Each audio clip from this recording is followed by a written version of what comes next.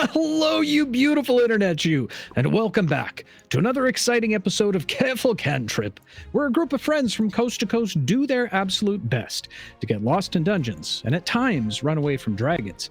As always, I am your host in ever-loving universe, and these warriors of the dice beside me. Oh, I fixed that one. Players. Guys. Hey, guys. Do that. Do the Hey. thing. Hi. Us? Hello. Oh, we're here. We are the real Careful Cantrip, not the Wish Careful Cantrip. One of the two. Well, I don't know. To start us off for the evening, guys, thank you so much for all the support. Love you, all of your faces immensely. Thank you. Cross the streams, 2 new friends, as well as 100 bits. Appreciate you very, very much. Con, welcome back for 6 months with the Prime. You only get one, so we appreciate it. And aside from that, as you can clearly see, unfortunately, one of our companions isn't with us. It comes with heavy heart for me to have to tell you this. Unbeknownst to you guys, Jess has been sick for a while now.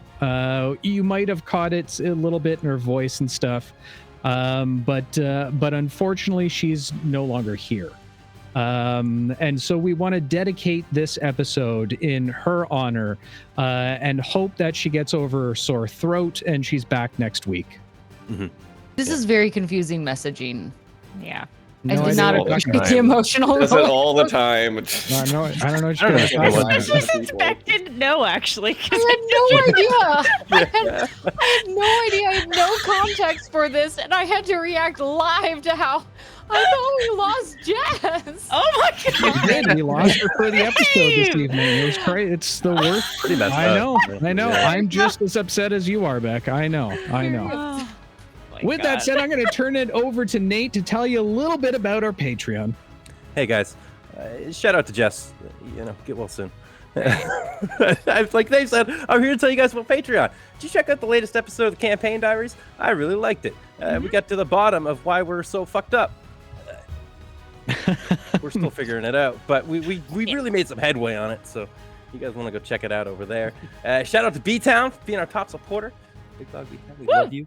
And guys, keep checking it out, man. We have a lot of fun over there. Always love to hear what you guys want. Send Rainer or I a DM if you have any cool ideas, any special requests. Yeah. Rainer, what else do you have for us this week? Well, Nate, we need to talk more about Patreon after. Ooh, what do we got? I haven't. We talked on Wednesday about a potential new series on our Patreon where Reina watches and reacts to an anime. We did, with that. So maybe keep your eyes open for that coming. Okay. Okay. So guess what, everybody? Oh wait, I lied. First, I just want to say. I have 2 sets of announcements. The first one, I just want to say thank you to everyone who messaged me, DM me from this community for my birthday, and who was there on Dave's channel to celebrate. I felt super loved, and we ended the stream really short after, and I feel like I didn't say thank you correctly because I was in shock. So thank you all for the birthday wishes. I felt really loved, and I love you all back. Okay, now, my favorite part of the announcements. Me reading your comments. Okay. The music just stopped in my ears, and it sounds like not exciting at all. It just sounds like me talking right now. Is it playing for the rest of you all? You really need to stop talking about the behind the scenes stuff in Just the middle do of the thing. making something. You don't have to worry. Okay. Just hit refresh. Okay. And trust me, it's not the music that isn't making your shit interesting. Just saying. Dag, what is wrong with you? You want to fight me? We're off to a We spicy need- start, guys. We Ever need since to the fight Eclipse each other Dag in is that released. animal game. What is that animal game that I threw you off a cliff? Party animals. That's Hunting. it. I need to do that again. Bring it on anytime. Okay. First comment. I know it's from me, but the whole point of me reading this comment is there's a reply. There's a reply to it, which was fantastic. So I said, I must say, the episode title, We Outdid Ourselves. And then, just for reference, the episode title was Going Deep. And LV responded, honestly, not just the title. So thank you, LV, for that. Yep. Killer Koala says, and then did a timestamp at 1 hour and 29 minutes and 29 seconds. He is going to reach forward and touch himself. And then Killer Koala says, really need that Adam and Eve sponsorship. So that's what I was gunning for, nice. Killa. That's what I was gunning for. Adam and Eve, if you're listening, if you're watching, feel free to reach out. We would love to support each other. Yeah, give us cool stuff that we can put in our bedside drawers. We won't let Bobby promo your stuff. just kidding. But I don't have any cool stuff. Okay. I just never mind. I just had an intrusive thought of you like promoting their products, and I was just like, no. That's what the people want. Okay. Next comment is from Khan. Hey, you guys made me ectoplasm. Okay. Pearl from Finding Nemo. Okay. No, Khan. I get the reference. The next comment is from Cyver. How massive exactly? And then the eclipse, I mean.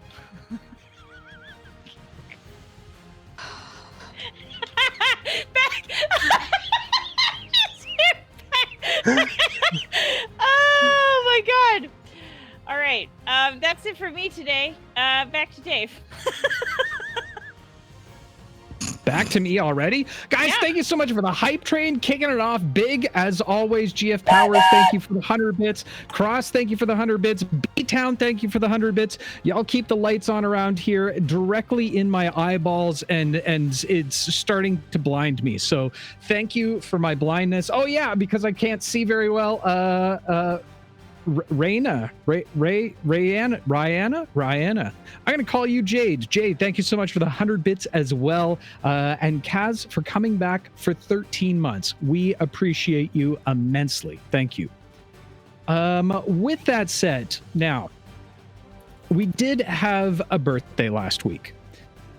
And I think that birthday needs to be honored in a very, very special way. It's a little unorthodox. It's a little different than what we're used to doing. But there was a 1-year birthday yesterday that I would like to call out specifically for someone who has been with the community for quite some time now, who has spent an enormous amount of time behind the scenes in creating stories, creating artwork, and being the originator of none other than the Tripper cast. Yes, Kaz, I am looking in your direction. Now, I don't do this often, practically never do it at all. But there's one time of year that we hand out something little special. And I thought, today's the day. Today is the day. So a gift from the entire community, from the entire cast. I put your hands together, ladies and gentlemen, for our newest VIP member of this channel, none other than Kaz. Yes, quite. Well deserved. Very, very well deserved. Wear that badge with pride, my friend. You deserve it beyond belief. Look at you. You got a little diamond beside your name now, Kaz. You're one of us. One of us. They have ascended. With that said, yes, many hyper claps in chat, ladies and gentlemen. Lots of blah, blah, blah, blah, blah, blahs. With that said, the only other announcement that we have is, of course, our sponsor for the evening, the wonderful Great Grimoire, who do amazing, amazing minis that you might be seeing sooner rather than later, now that I figured out how to use them in tabletop simulator things. So with that said, they will be coming soon. Also, Rowdy, thank you so much for the 100 bits, my friend. They will be coming shortly. You'll be able to see them live in color, all the wonderful things. It's going to be fantastic. So thank you to Great Grimoire, exclamation point GG in chat right now. If you want to head over to their Patreon and check out some of their artwork, it is phenomenal. Some of the best minis. They always print well. I've never had any problems with them whatsoever. And hey, now that I know how to put them into digital tabletops, I might just make a video about that to show you guys how to do it as well. Yeah. How about that? How about them apples? Education. Okay, other than that, I guess the only thing I have left is players. Are you ready? Ready? Yeah, I'm ready. And Trippers, are you ready? Yeah, we're ready to see Keelan die. Oh, you're so spooky tonight. You're so spooky tonight, chat. Without any further ado, let's go ahead and jump into tonight's episode.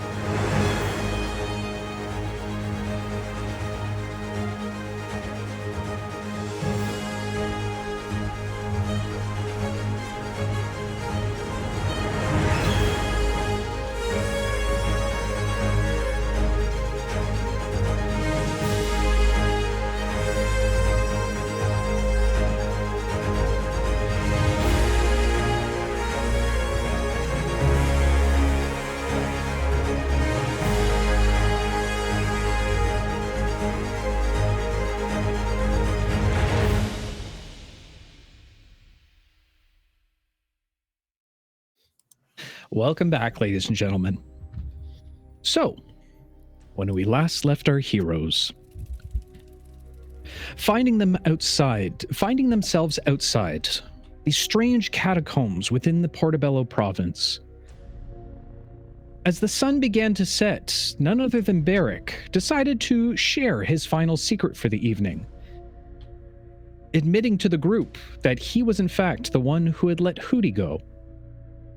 However, as the sun set, the revelation now washing over him, understanding fully what he had done, he tried to divert and deflect and tell a lie. And with the help of some of his companions, as well as his sisters, poorly shot spell diverted enough attention away from what he had just admitted to. And so the party went on with their evening.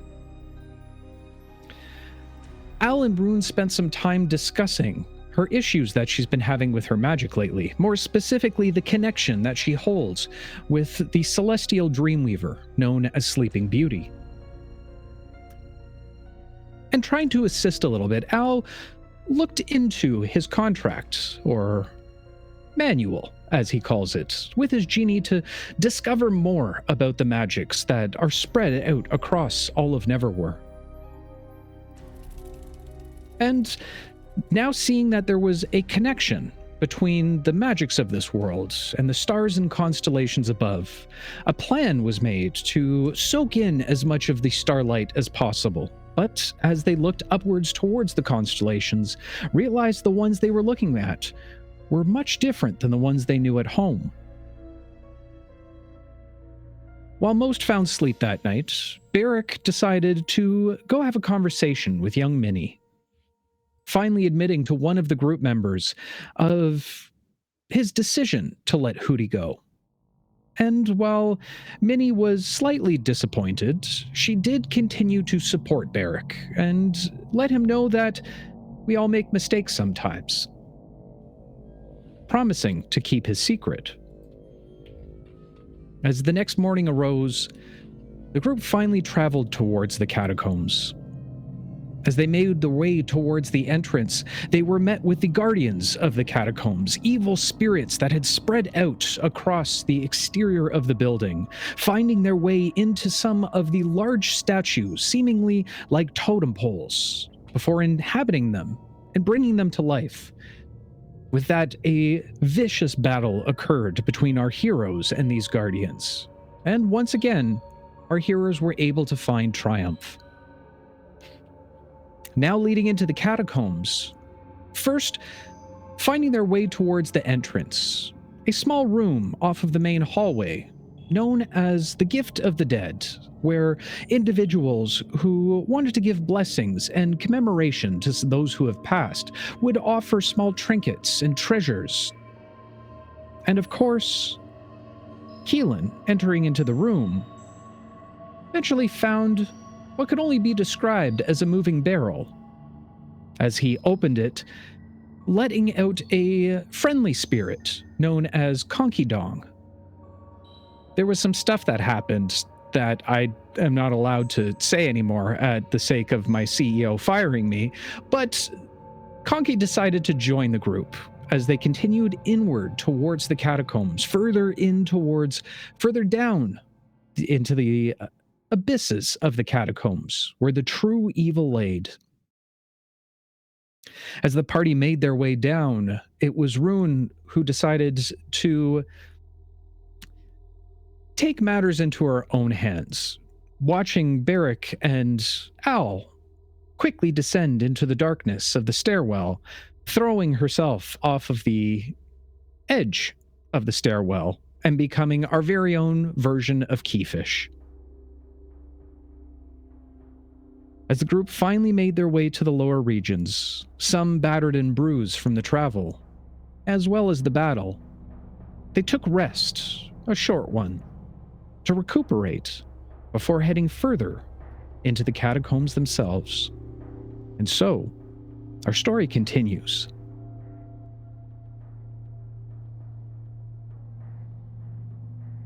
As you all find rest within the lower region of the stairwell,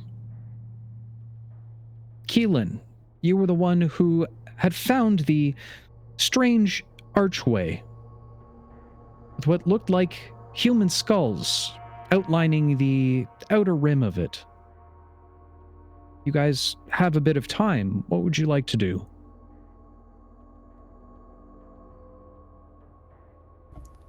Well, firstly, skulls, big archway. This is super bad. This looks like that kind of religion-y kind of thing, you know, the defiling of the corpses and all that. Hey, Roan. Fantastic. She gets up, still bleeding. Why are you still limping. bleeding? Haven't you healed yourself yet? I try and tie off her bleeding wounds. No, I'm trying to save my magic. We're gonna rest though, and for some reason, when we sit down for a certain period of time, all the stuff goes away. Yeah, you know what? I've really noticed that. You know, it's almost like, you know, your entire religious divination is based on whether or not you've had a snack in the last half an hour. But more importantly, I point at the giant archway made of people's skulls. Oh, that's Yeah, that's what I did. That. Yeah, don't like that either. Now, is there some sort of, you know, I don't know, religious significance to stacking people's skulls for architecture? Rune will walk up and she will I'm just gonna see if they're resting well.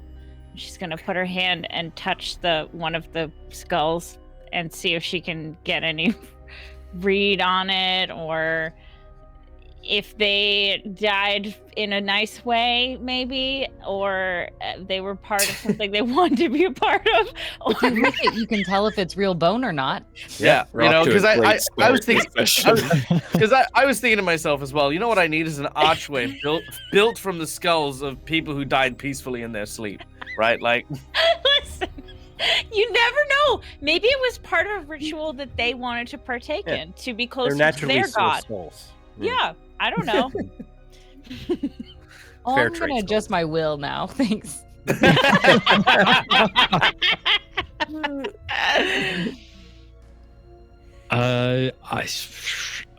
So you what Okay. are you looking I would- for? Yeah, what are you trying to check here? I would like to see if this was a bad ritual, or if I recall anything from any knowledge that I have of my religious studies or other religious Wild studies. dogs, Barrick. Go. If this is connected to a god, to a ritual, to anything religion-y. From what you've observed over the years when it comes to the religious faith, you haven't come across anything necessarily similar to this, or heard of any particular rituals where it's specifically made, bones and pieces of skull are made for architecture.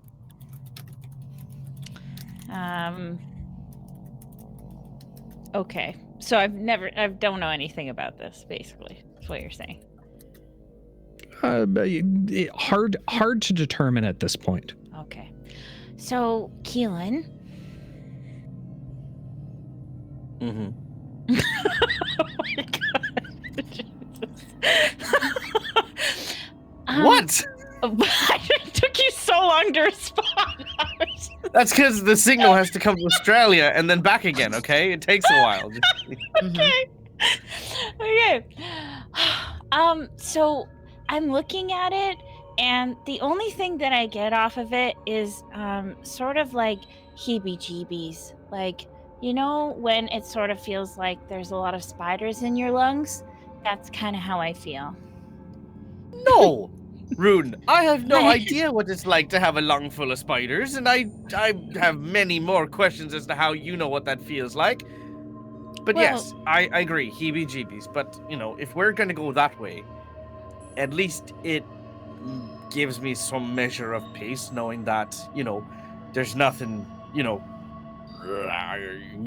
defying evil demigod thing, whatever.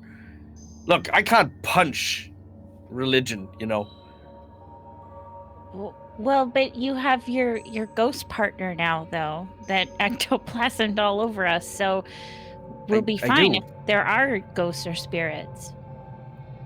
Oh, aye, but you know, like I don't know, maybe it's just me, but you know, like rituals and stuff like that, you know, like all the holiness or unholiness as it would be here, you know, it's bad luck, you know, it's just downright bad luck.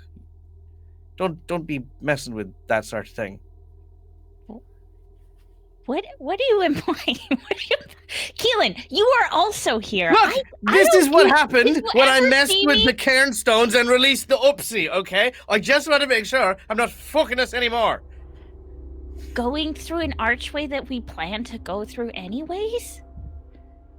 Well, yeah, I mean, it was a pile of rocks that I was just reaching under as well. Didn't mean things didn't go sideways. I just thought I'd, you know, be a little more careful is all.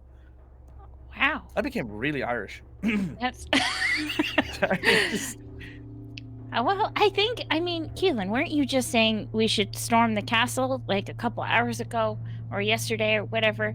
I think I remember there were people who voted against me on that. yeah, I was definitely one of them. And Yeah, I definitely don't like this place. It gives me the heebie-jeebies. I don't like dead things that aren't at rest. And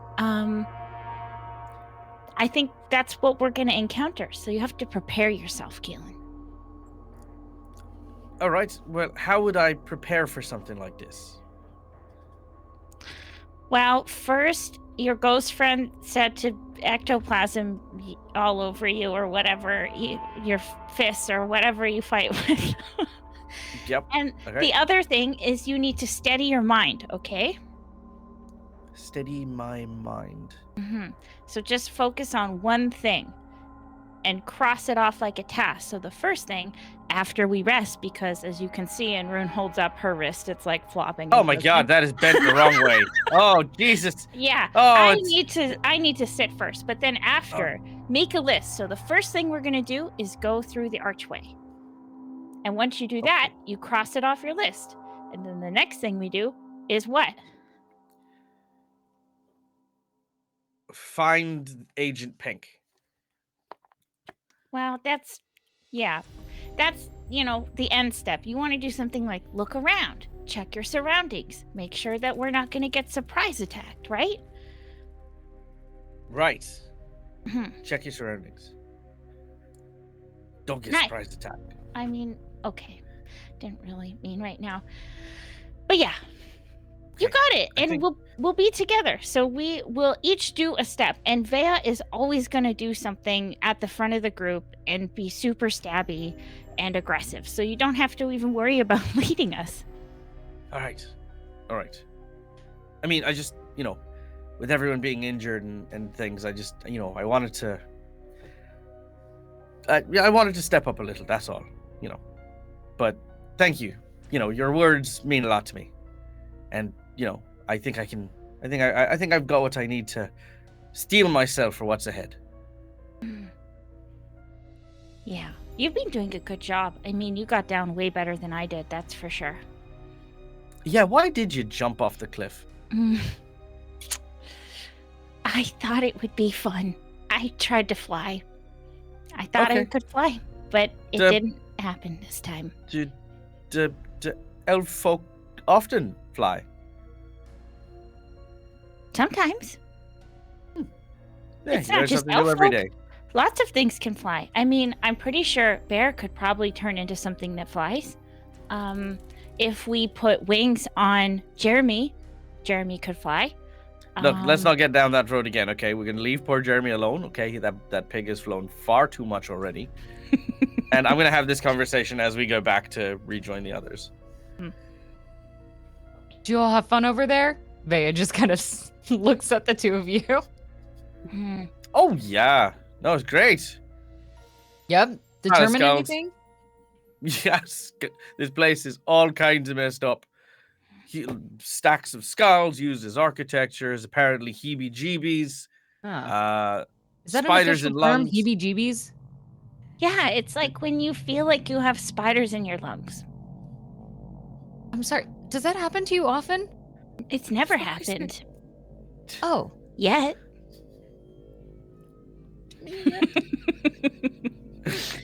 But imagine Good. if it did. It would be really disturbing and give you the heebie-jeebies, probably. Right. Spider So heebie-jeebies. Spider what? Spider lungs. Spider lungs. Right. So I assume we go through the archway after nap time or something? Yeah. I would say we should probably go the creepiest route possible, because if I were Wowzer, I would probably want to hide Agent Pink somewhere where people wouldn't want to go find Agent Pink. Actually, not a bad point. Sometimes I have good ideas. Other times I jump off a cliff. There's a lot of skulls around. I have two questions. How large are some of the skulls? Like, what's the max size? Trying to get a sense of the beings here. And also, is it easy to kind of see like dirt tracks at all? Or bone dust tracks? While there is a heavy coating of dust on the floor, it doesn't seem like there are many scrape marks or any kind of footprints anymore. It seems like it's been quite some time since someone last visited these catacombs. As for the skulls, surprisingly, they're proportionately big to what you would expect of a normal human or humanoid from your realm. You take a look at the skulls and look back at Frog. Then you look back at the skulls and then you look at Frog. Surprisingly, very similar in stature. Oh no. Oh. Frog, are you okay being here? Yeah, why wouldn't I be? Okay, let's not worry and talk about that. Let's just keep that door closed. Vea's gonna move over. Like, do we just set up camp here? Like, trying to move away from that conversation then? Barrick's gonna revert back from being a giant toad. But the last thing that will like transform back will be his throat. So like for a second, it's just like Barrick, but with a huge throat. Should we have like someone keep watch, or? I mean, there is a giant, scary archway right there. Hmm. Well, we're just Maybe take turns. yeah. I mean, we're, Well, I mean, we're not sleeping though. Right? No, I mean, I'm exhausted. I feel pretty I mean, dead I right am. now. Yeah. You don't need to sleep. You can meditate for 4 hours and you get a full rest as our race. I know that. This is about Okay. Barrick being a potato. Okay. I can keep watch. I'm still pretty spry at the moment. Yeah, I'm feeling all right as long as I can just, am I? I'll crush a Blizzy. Wait, you Yeah. brought blizzies down here? Ah, We no, didn't no, eat it was anything a at all. metaphorical. I Oh. don't have any on yet. Keelan will pick up Al I just start smelling him, like That is just trying to locate the Plizzy. so weird, man. I assume this is the ghost doing this, Keelan, because this is not something Oh. you would normally do. Oh, no, yeah, of course. Oh, spirit ghosts of Plizzy's past. Where is it? I meant the ghost possessing you. Put me down. Okay. Put it down. I'm gonna stand over here. You go stand over there. Stop Look, being it's weird. you can't tell me you've got Plizzies on you in a place like this, okay? This is just, it's too It was much. a I need my metaphor. Metaphorical Plizzy. A metaphor what? Look, I just want to get back home, okay? You know, let's just do this. I'm gonna go stand over here, and you stand over there, and you know, if the ghost gives you urges to pick me up again, maybe reconsider it before I blast you in the face. Oh, okay. All right. I'm just gonna kind of like lean over and just peer, still searching him for Plizzies. So just so I'm clear, I assumed you guys were taking a short rest. Are you in fact taking a long rest at this point? No. Just a short rest. Yeah, I just a think short rest. we're just saying that someone is going to be watching. There's no sleeping happening. Okay. All right. You take the next hour to rest and recuperate the best that you can. You can go ahead and expend as many hit die as you'd like to recoup. Just before we go, Rune's gonna kind of do what is this called? Like shoulder into Barrack, whatever. Like a snake. Nudge? a nudge. Hey, Bear. What? What? Remember how the other day you were saying how this wasn't like, you're not sure if this is the life that you want? You don't know if it's for you? Oh, yeah. Well, and I said that I need you. Well, I would have died today without you. So you did a good thing today. I mean, you probably would have been fine if you landed on, like, your head. Because I don't think you use that anyway. Ow. Try not to jump off cliffs anymore. That was a very weird situation. It was very weird. I don't know what came over me. I just really felt like it was going to be fine. But see, that's my point. Lots of people make mistakes. Sometimes we make bad decisions that we think are good, and sometimes we think good decisions that are bad. But what's important is that we're all here for each other at the end of the day. And you were there for me, so thanks. Right. Okay. You're being really weird right now. I don't know. Okay. Look, I'm fine. All right, I'm fine. I appreciate it. Okay. Good. I'm glad. And for the rest of the time, Rune's just gonna like lean against Barrack. He'll allow it. Although, I push her over. no, I had another wild shape before this short rest. When she seems to be like settled and not paying attention, Barrack will transform into a small spider. Oh, And, don't you dare go into anybody's Crawl into and their lungs. they'll crawl through her hair. Oh, This is terrible. Oh, God.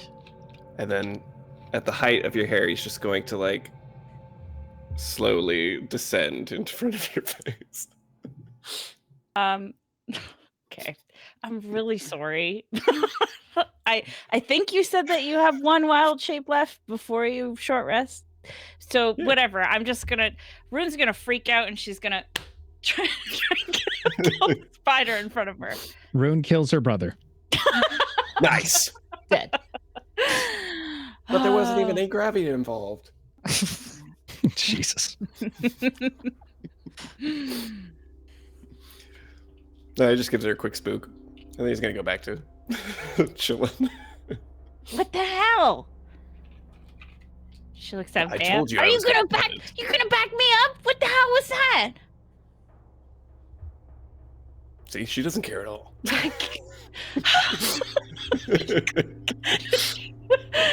Okay. Well, I don't know what to do anymore, so whatever. And we're just gonna walk Rune, across. go put your shoulder back in place. Okay. You need serious medical attention. You've just been talking this whole time. Rune, being a cleric, she will try and set her shoulder against one of the cavern walls. The magical setting of the shoulder. I mean, if anyone can do it, it's the cleric, I suppose. Sure. Go ahead and make a medicine check. Okay.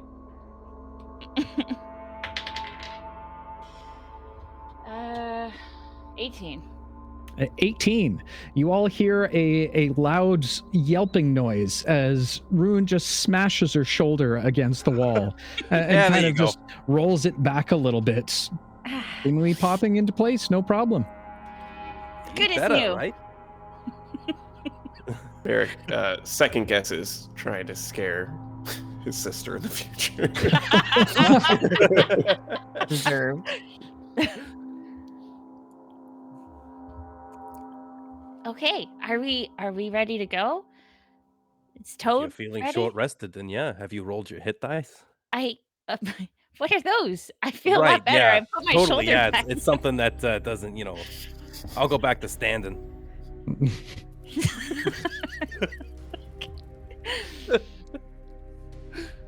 Is Toad ready? And what about Who's Toad? fuck. I think she meant Barrick in frog form. Oh my god! Why is it so hard? Okay. Technically, I turned into a giant toad, not a frog. Ooh, that's true. Oh, there's Just that to too. add complexity to the, us fucking up that name. Right. Okay. What about Frog and Mr. Kong? Is everyone ready? Yeah, I'm fine. I just came down on the rope. Everything's fine. Like a normal. Hey, how you little feeling? girl. You good? Hmm? Are you good? You fine? Be fine enough. As long as we don't have any more drops that we have to go through or rocks that we have to fight. That's okay. Rune will fall down the cliffs first, and that way we know not to do that. That's true. We should let her lead every time. Right. Hey, Rune, do you want to be our fearless leader? Cleric Okay. to the front of the party. Yeah. Best idea we've ever Only you. had. Yeah. Rune takes her staff and she goes to the front with a very positive attitude now that her shoulder is set and she's feeling a lot better. Barrick will be right behind her in the marching order. Okay. As you begin to make your way through the rest of the catacombs, it is, to say the least, a veritable labyrinth. Many twists and turns, a few smaller doorways, and as each of you peek your head in, seeing a number of standing graves.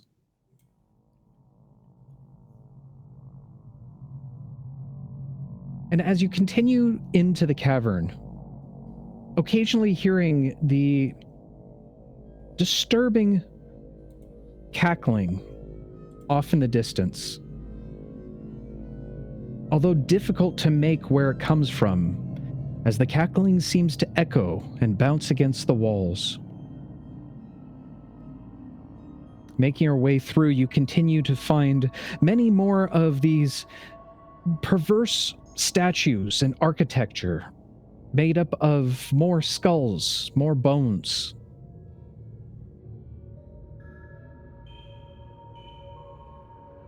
Finally, you take note of the cackling, as it seems to be getting louder and louder the further and further your venture inward.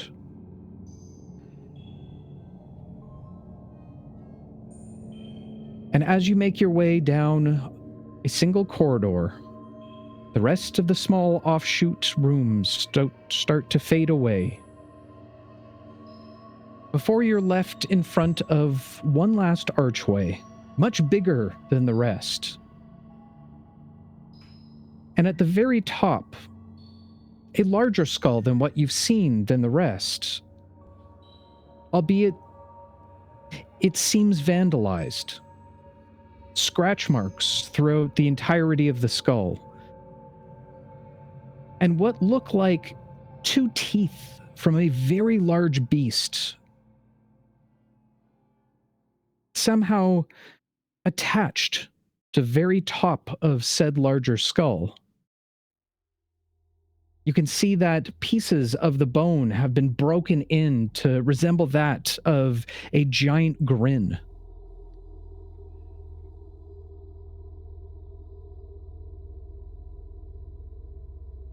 Frog looks towards all of you. I mean, this isn't a great sign. This is the final room within the catacombs. Most of old king and queen reside directly through that archway. You can tell there's a little bit of a vibration, shakiness in his voice. The first time that any of you have heard it.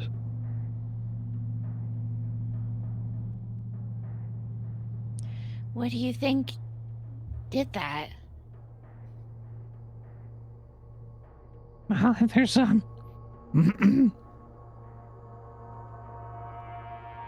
I can only presume that the current occupants decided to do it as some type of joke, warning.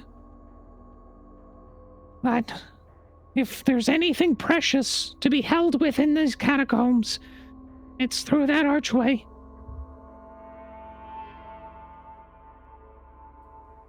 Well, then I don't think we have a choice. Seems like it's pretty clear what we're supposed to do. Do you want us to, like,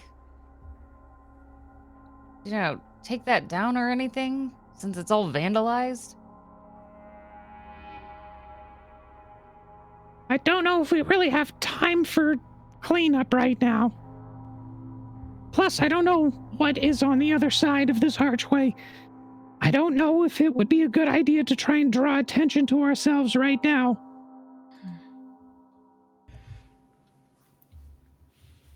So we should probably move quietly then. Okay. Al's gonna douse his torch. I'll go. No, hold on. Sneaky. We should make sure that Rune doesn't actually go first. Rune, I'm sorry. Listen, What? this is just too serious. You can be the leader from the middle of the pack, okay? What do you mean? It's really dangerous and things can hurt you a lot more. You're prone to accidents. Yeah. Listen, I just don't want you to die out there. But I don't want any of you to die out there. Well, then you do your part and we'll be the ones in the front, okay? It'll be fine. What do you think, Minnie? Where should Rune go? Yeah, that makes sense. So well put. I don't know, bruh. Shucks. Right. Frickin' oopsies. Maybe rip it in the back. You heard him. Rune, rip it up.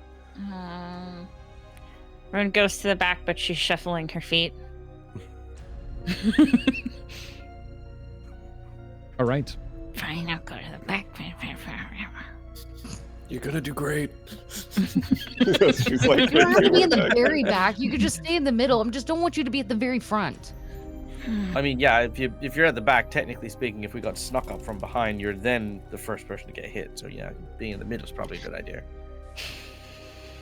I'm not saying you're defenseless. We just want to make sure that, I feel like we're all just moving Rune around. Yeah. No, I think she needs a little more to the left. The feng shui works better Right with here? Rune here in the party. Yeah, I feel if he's next to Barrick, it kind of complements the two with the contrast, yeah. And here, hold Minnie while you're at it. Just- Okay. What the fuck? Okay. Can we get Minnie one of those like? What about the little suppers? guy? Yeah. No, no. While she's gone, can we do that? She's an adult. Yeah, no. I feel like she'd like it. All right, so let me just make a new magic item quickly. Thank you. Munchkin Romper. Lolly Lolly said Mini Bjorn. Yeah. Yeah. Okay, are you guys headed in? I think so. Okay. Rock falls into the middle of the group. And And you're all dead. Crushes Rune. yeah. Only kills Like, the middle of the yeah. party. It's fate. It's fate. She steps into a small crater and takes 80 points of fall Yeah. damage. Freaking gravity. It's the worst enemy here. Sure. Are you guys are you guys going in normally, or are you going to try and go in stealthily? Like what Al Stealthily. said, stealth. Now Yeah. that you Yeah. say that. I'm just trying to give you guys options, okay? Yeah. All right, everybody go ahead and make a stealth check for me. You know what? I'm using digital dice today because. Ooh, poor choice. Poor choice. Oh. Not a good Oh. idea. And What about Cantrip is this? Invisible, so let's see. I rolled a fucking 7. I told you. Total of 9. Yeah. It's a 12. 19. 19 as well. 16. Hell yeah. Keelan and 16. Bea sneaking around. Ciao. As you enter carefully and quietly through the archways, the noise of the laughter, cackling, seems to emanate and bounce off the walls of the room.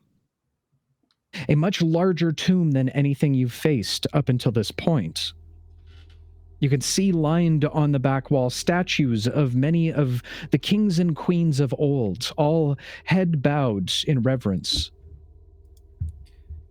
Directly in the center of the room, a small platform with what looks like a very old stone throne. And all around it, you can see the wavering of the air, similar to what you saw at the front of the catacombs. Albeit, as you look closer, you can make out figures now a little bit more. Strange, white and round, ethereal creatures that seem to float and cackle all around the throne.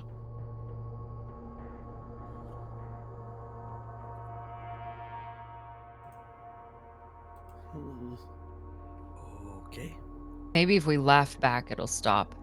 Mm. Who has a good No, no. laughter? Well, we don't know if I don't think I've got a good laugh. Mine sounds weird. But should we be like? I mean, have they noticed us yet? It doesn't seem they've noticed you at this point. They've not. Wait, I'm noticed sorry. us yet. Are they just laughing to themselves then this entire time? Yes. Great. They're insane. This is a very unsafe After the whole situation. time. Yeah. Is there any way out of this room beyond the entrance that we came in? While there does seem to be, as you look down the hallway, there is another archway about, I would say, about 50 to 60 feet from the entrance that you've just walked in. The overall size of the room easily ranging from about 100 feet long by about 60 feet wide. And you do make out off in the distance, there seems to be another alcove. Difficult to see from what exactly is beyond the passageway towards the alcove where you stand now. All right. Wait, look. If they haven't noticed us yet, we could probably just, sneak past them, follow the edge of the room, and keep going. I think that's a good idea. All right. I'll take the lead. Follow me, Okay. but be careful. You could trip. I mean, okay, I'll give that. I'll let you have that one because Yes. Haha. All right. Yep. We'll make our way to the other archway. Okay. As you try and scale across the side of the wall towards the other passage, I need you all to go ahead and make another stealth check for me. Regular dice. Ooh. 14. 14 for Rune 2. Hashtag twins. Gross. 16. Nat 1. Okay. Oh. Well, who's gotta- mid now? Oh, Jesus. Hold on here. I never Dang. called you mid. Wow. Don't take what Pat said about you and apply it to me, okay? They can call Snap. me mid. No. Hold on here. I was trying to protect you. Some Found mid-ass out how Rune rabbit. dies. Vega's gonna test out her theory of just trying to laugh back with this nat 1, and it is a hideous cackle. All right. And what does that cackle Yeah. sound like? I really want to hear it. Nope, that's terrible. I'm gonna stop. I hope that Mike caught it. I hope it just cut it out. No. I definitely heard it. I think that was Yep. great. I mean, great. it really is fitting. Thank you. Yeah, it speaks to your talents, actually. As Vea lets out her own cackle, you all stop, frozen in spot for a moment. As there doesn't seem to be any reciprocation back. In fact, the cackles have stopped entirely. See?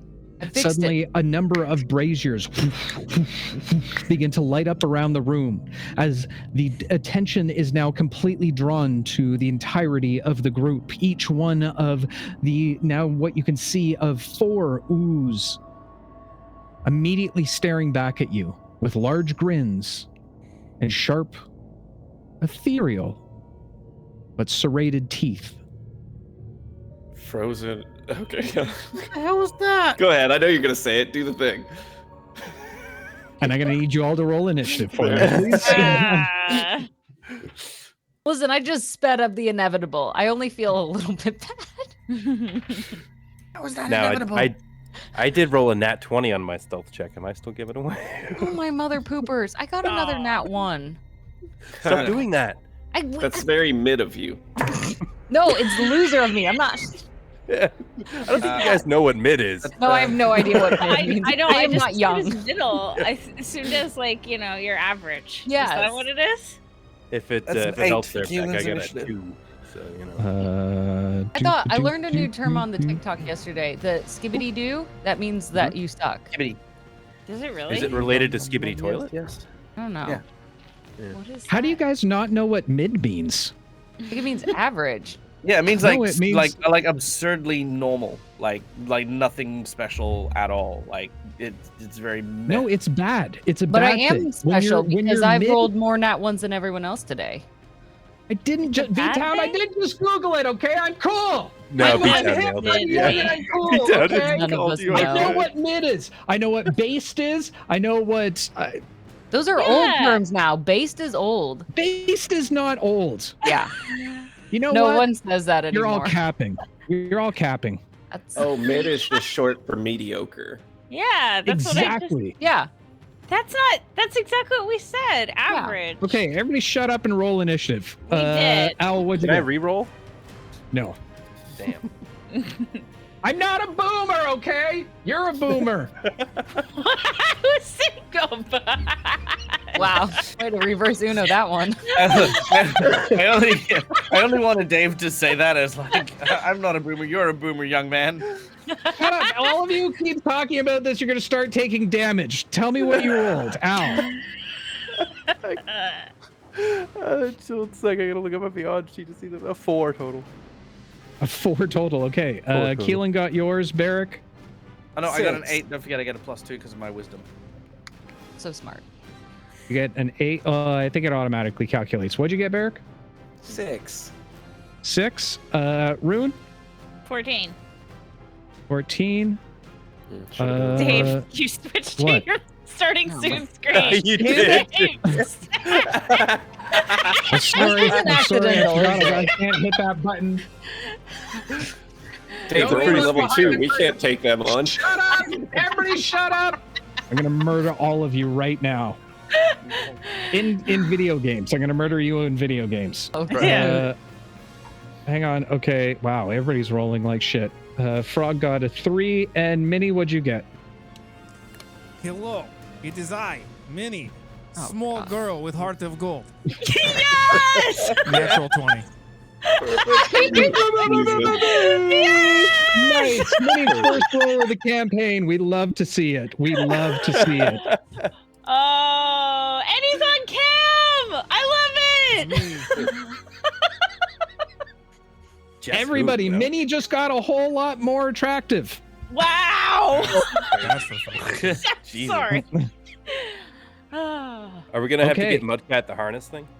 No, I Yeah. appreciate this. So every I'm time already any one wearing of us is sick, Mud just has to hop in. He's our substitute. Oh, He's the ringer of the group. 100%. Okay, well, with that said, Minnie, you're up first. What would you like to do? How far am I from one of the ooze? As it stands right now, you are about, we'll say 5, 10, 15, about 20 feet away from one of the ooze. All right, dope. Well, 2 short swords in hand. Minnie's going full bore, full tilt, rushing in to the closest one with a 23 to hit. Damn! Did you give her a new signature move by 23? saying going full bore? I did. That's good. 23. That's going to be 9 points of slashing damage with the first short sword. Okay, fair enough. As you swing towards one of the ooze, facing it head on, it smiles towards you and laughs as your sword passes directly through it. Whoa, we ectoplasmed I ourselves. don't like that. Going to bonus action disengage to move the rest of my movement away towards Barrick, Okay. so that I'm drawing them towards Barrick. Okay. How much played this movement speed before. do you have left? What did I do? Let me see. I think yeah, 20. Go be a shield. It would have been 5 feet left, Sounds bad. Okay. and that's it. All right. Fair enough. Okay, with that said, it is now one of the... actually, you all rolled like shit, so it's basically all of the ooze turn. Great. The How'd I first roll is pretty going good? to... Just saying. You rolled okay. The ooh that Minnie attempted to attack is going to make its way over towards her, and is going to use its phantom blade. You watch as its strange kind of appendage or tendril, whatever these strange things are that stick out the side, suddenly turns into what looks like a sharpened blade as it slashes down upon thee. That is going to be a 14 to hit. Minnie? 14 to hit. Mud. Oh, sorry. I'm Minnie. You're Minnie. Yeah, 14's gonna hit. Okay. As you feel this User mode. cool... Don't mind me producing. As, Sorry, he's just running the As you show. feel Yeah. everybody shut up! I swear to God, I swear I'm gonna... As you feel a cool blade, a cool ethereal blade slice down into, it sends shivers throughout your entire body, and you take 2 points of necrotic damage. Damn. All right, got it. Next is going to approach 5, 10, 15. Yeah, we can get all up in that grill. Hey, girl, hey. Hey, Hey, girl, hey. You also watch this strange phantom-like blades now suddenly appear directly in front of you. That's Yeah. cocked. I'll let him holler. But being nimble and spry, you're easily able to dodge out of the way as it cuts close directly beside you. You watch as it trails through the floor, not making even a slight scratch. And that is going to be its turn. The ooze in the back, they're going to start making their way a little bit closer. 5, 10, 15, 20, 25. And you watch as they make direct eye contact, one with Barrick and one with Al. I need you both to go ahead and make a con saving throw for me. Okay. Nat 20. Okay. Been a while. It's been a while. Been a while. I forget how to do saving throws without digital. I got an 11 and I have a con of 2. So 13. 13. You both have passed. However, you do feel the soul suck from the ooze as it kind of reaches into the essence of you directly. You're able to shake it off and withstand. However, both suffer 2 points of necrotic damage each. Say it slower for me, Dave. Describe it in more detail. As they make direct eye contact with you, No. staring deeply, deeply into parts of you that not even you knew of. You feel the sucking of your No. essence come directly through your bones. Both of you take 2 points of necrotic damage. More like erotic damage. Is that good? Is that good? Hey! Can we take off our headphones Make next that time 3 we do that? better. Yeah. I think that's fair. No.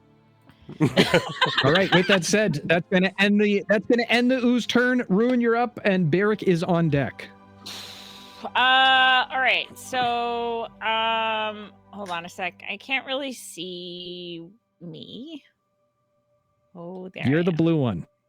You're Well, right there. I don't You know see what's you? happening, but on my screen particularly, it is pixelated to the point of I can't see shit. Okay, I see the hook.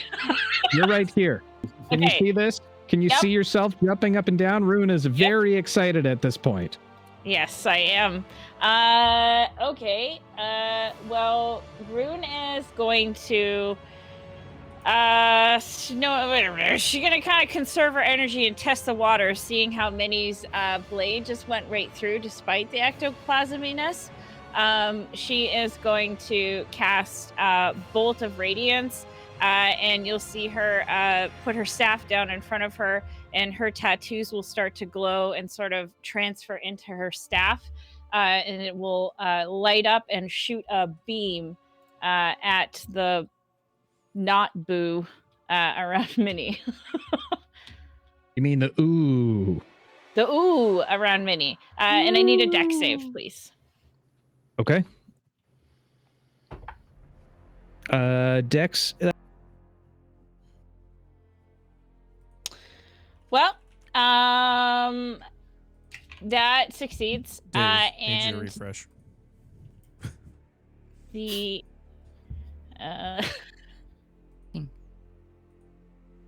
Ping. You.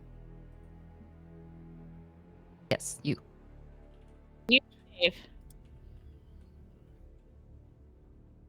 Okay. Well, Dave's doing that. My beam just shoots off, and Rune looks at Al and goes, Al's gonna be like, remember the go-kart. I'm trying. Okay, next time. That'll end Rune's turn. What is happening?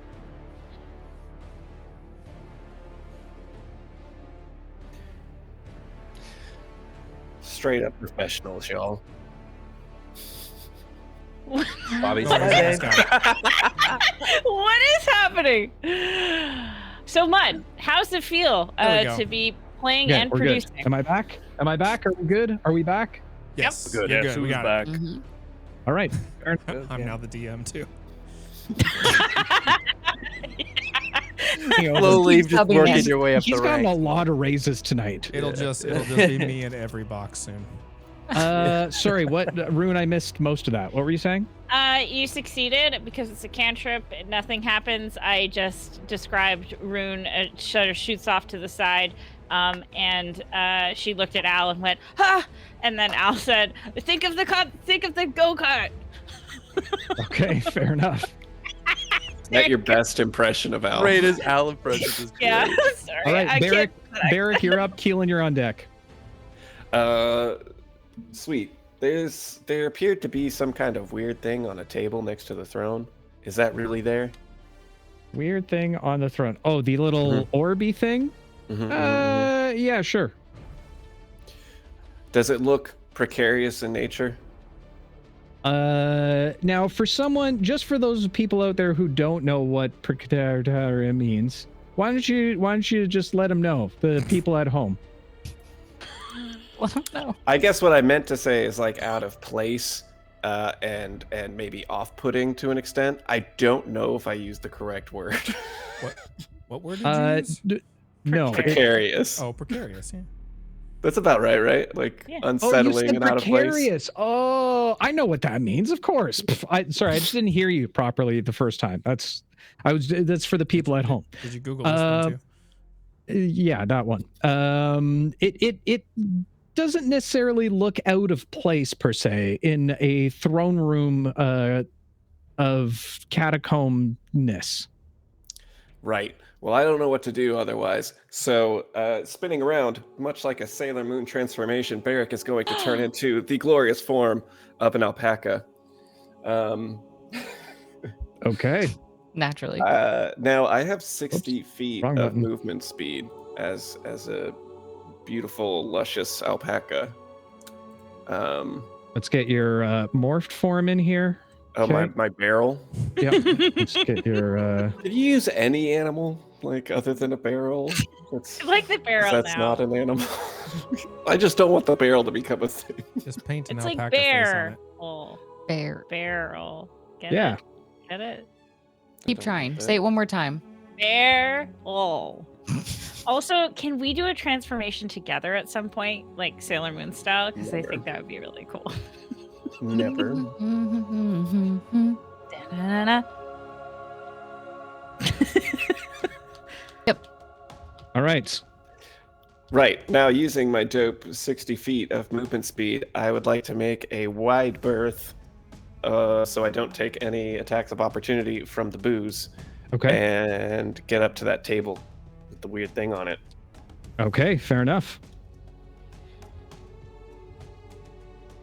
You make it up to the table. Nice. I'm then going to look back at the rest of the party and just slowly Whoop. knock that thing off the table with my hoof. Oh my gosh. Did you just become a cat? I'm sorry. Yeah. Why? I know I have you a lot did a of llama, cat-like but I think you meant a tendencies. cat. Mm-hmm. Cat wouldn't have Uh, got there in time. All right. Hang on. You knock it off the table. Does it break? Psh, you hear shatter. What? Nice. I think I've got the booze attention. All right. And I'm Is there going anything else you want to do on your turn? That was That probably was my something we bonus really action needed. transform and my movement, and I guess knocking that off the table was an action, right? So yeah, All right. Fair enough. it's over. Cool. Okay. Keelan, you're up. Al, you're on deck. I'm breaking their stuff. Hopefully that gets their attention. All right. Keelan is going to make a run for it. With this being the first round of initiative, my double move speed, I'm going to run this way, then this way, trampling over the boo. Oh no! Trampling over the boo that is in front of Aya. Okay. And yeah, that's what I'm going to start with, and then I'm going to beat the snot out of the boo that's not in front of Aya. Okay. As the boo now properly engaged with Thea, you come towards the side of the creature. Go ahead and roll some damage as you trample over it. Oh, it's just a knock him prone. Okay. Unfortunately, the boos are immune to going prone. Well then, may I approach the bench? As opposed to knocking them prone, I would like to knock them off kilter, so that rather than being flying at an orientation that is upright, by sort of almost like a haymaker kind of style thing, I want to disorient their current orientation, so I can impose the prone penalty despite them being not on the ground. You're running through an ethereal object, but you do have an ethereal object inside of you. Mhm. Deep. I'll allow it. They kind of spiral a little bit as it flips upside down now, orientated differently. I'll allow it. Yep. Beautiful. Cool. Well, I mean, I only got a 13 to achieve that as far as my attack went. 13 does just hit. Okay, sweet. And then I'm going to hit the boo that is now directly in front of me. First with as you were facing it directly in front of it, your fists pass through it. Oh, does Conky Dong not, like, give me the ability to hit these things? As you face directly in front of it, your fists passed right through it. As I face directly in Hint, front hint. of it. Oh. Try to hit them from behind, Keelan. Okay, I'm going to turn around from the boo that is not in front of Vea. So I'm looking at Vea. And Keelan is going to use his ancient family martial arts secret, something that he has never shown anyone outside of the Wind Chaser tribe. And I'm going to place both hands firmly on the ground and donkey kick the guy behind me. Okay, and you're trying to the creature's still facing you. You're going to try and kick it. Yeah, no, yeah, but I'm not facing it. Okay. I'm going to try this. As you attempt to Keelan kick, your feet pass directly through it. Oh, dang it. Okay. So I can't hit them while they're looking at us. Okay. That's everything. Yep. So my move, my attack, my bonus action, all good. Okay, fair enough. Al, you were up having. Sorry, go ahead. I was gonna say I will convey said information to the rest of the group as well. Well, I mean, I would assume that they're all watching the battle transpire. So, Al, now watching two of your companions attempt to attack these creatures without success. You were up. What would you like to do? Now, hey guys, this is Nate here. To my understanding, what we're doing here is you can only attack them when they're not looking at you, right? Is kind of what we're picking up on here. So that's the vibe we're guessing at. Mm-hmm. Just wondering. 10, 15, 20, 30. All right, I'm gonna use Misty Step. You guys see Al kind of like evaporate into various misty of gold and purples. Ooh, he's a spooky ghost. 1, 2, 3. He's one of them. Get him. And Dave, what I'll do is I'm gonna walk to here. That's 30 to me, right? And then Misty Step 1, 2, 3, 4, 5, 6, 7, here. Is that cool? Okay. And then I'm aiming for. It would be this guy here. Okay, fair enough. Lands. Al's gonna actually. Who's this? Is this Keelan? Yep. That is Keelan. Sorry, let me math for a moment. Keelan, you can take a hit, right? Uh-oh. I mean, yeah. I mean, sure. All right. 15 feet. What you doing, buddy? So Misty Step would have brought me here. Yeah, I'm gonna Thunder Wave, and at that distance, it hits just those two boos. It's actually just outside of Keelan. Okay. Big Thunder Wave. Big Thunder Wave. Al's gonna. You kind of see him like, all right, let's try it again. He's gonna kind of buff up too and smash his hands together and make this big pulse that shoots outwards, and try to smack these boos from behind. Okay, fair enough. Is that an attack or a save? Thunder Wave, I believe, for you, my friend. It is a Con 13 save. Okay. The first rolled a 14 with a con of... So it's just 14. And the other is a 9. Cool. All right, so one fail, one hits, 2d8. Moment. Do it. A 12 damage coming in. The one that saved takes half. And they are both pushed away 10 feet. Nice. And actually, Dave, you can also half add of 12, which is 6, which makes it 13. And they're both blasted 10 feet? 10 feet, yeah. And they also take... Even if they made the save? No, just the one that saved is fine. Okay. And sorry, I keep forgetting to do this, because when we do thunder damage, because I am a djinn, you actually take more damage. Sorry. Making blast, eldritch hit. Sorry. +2. So yeah, both of them take additional +2 damage from the thunder. Okay, Nice. fair enough. Yeah. So that knocks that down to this, and that knocks it down to 11. Okay. Dave. What? Damn Damn it. it. Yeah. Damn it. It's probably a hotkey, is it? Because when you hit the yeah. Yeah, it's my number pad. I got to switch that. Mm. Damn it. Haunted. Hang on, I got to get back to where I was. Roll for psychic damage. Okay, fair enough. As you hit them directly from behind, you watch one fly off about 10 feet from where it was. Both of them start to emit a strange flashing red glow for a moment as they let out horrible wails of pain. It works. Just make sure that you're not looking at him. Hit him from behind. Al's going to end his turn there. Okay, fair enough.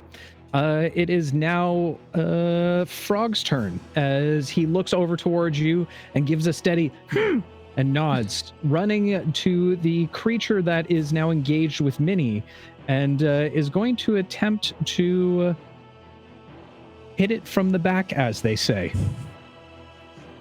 And he is going to use his power punch. Power punch! That is going to be at 12. However, as he goes to power up, he trips over himself, throwing his haymaker wildly and misses the target entirely. Oh. All right. That is going to end Frog's turn, which takes us back to the top of the round. Minnie, you're up. What would you like to do? I know I rolled a 1. Do I not get a go during this round then? Oh, shit. Sorry, my bad. Okay. No, you don't. Like, No, I knew Faya. it was You possible. sit over there. Let's just get to the important I people. don't know if that was like a consequence of like you don't get to play in round 1. My apologies, Vea. Yeah, you were up. What would you like to do?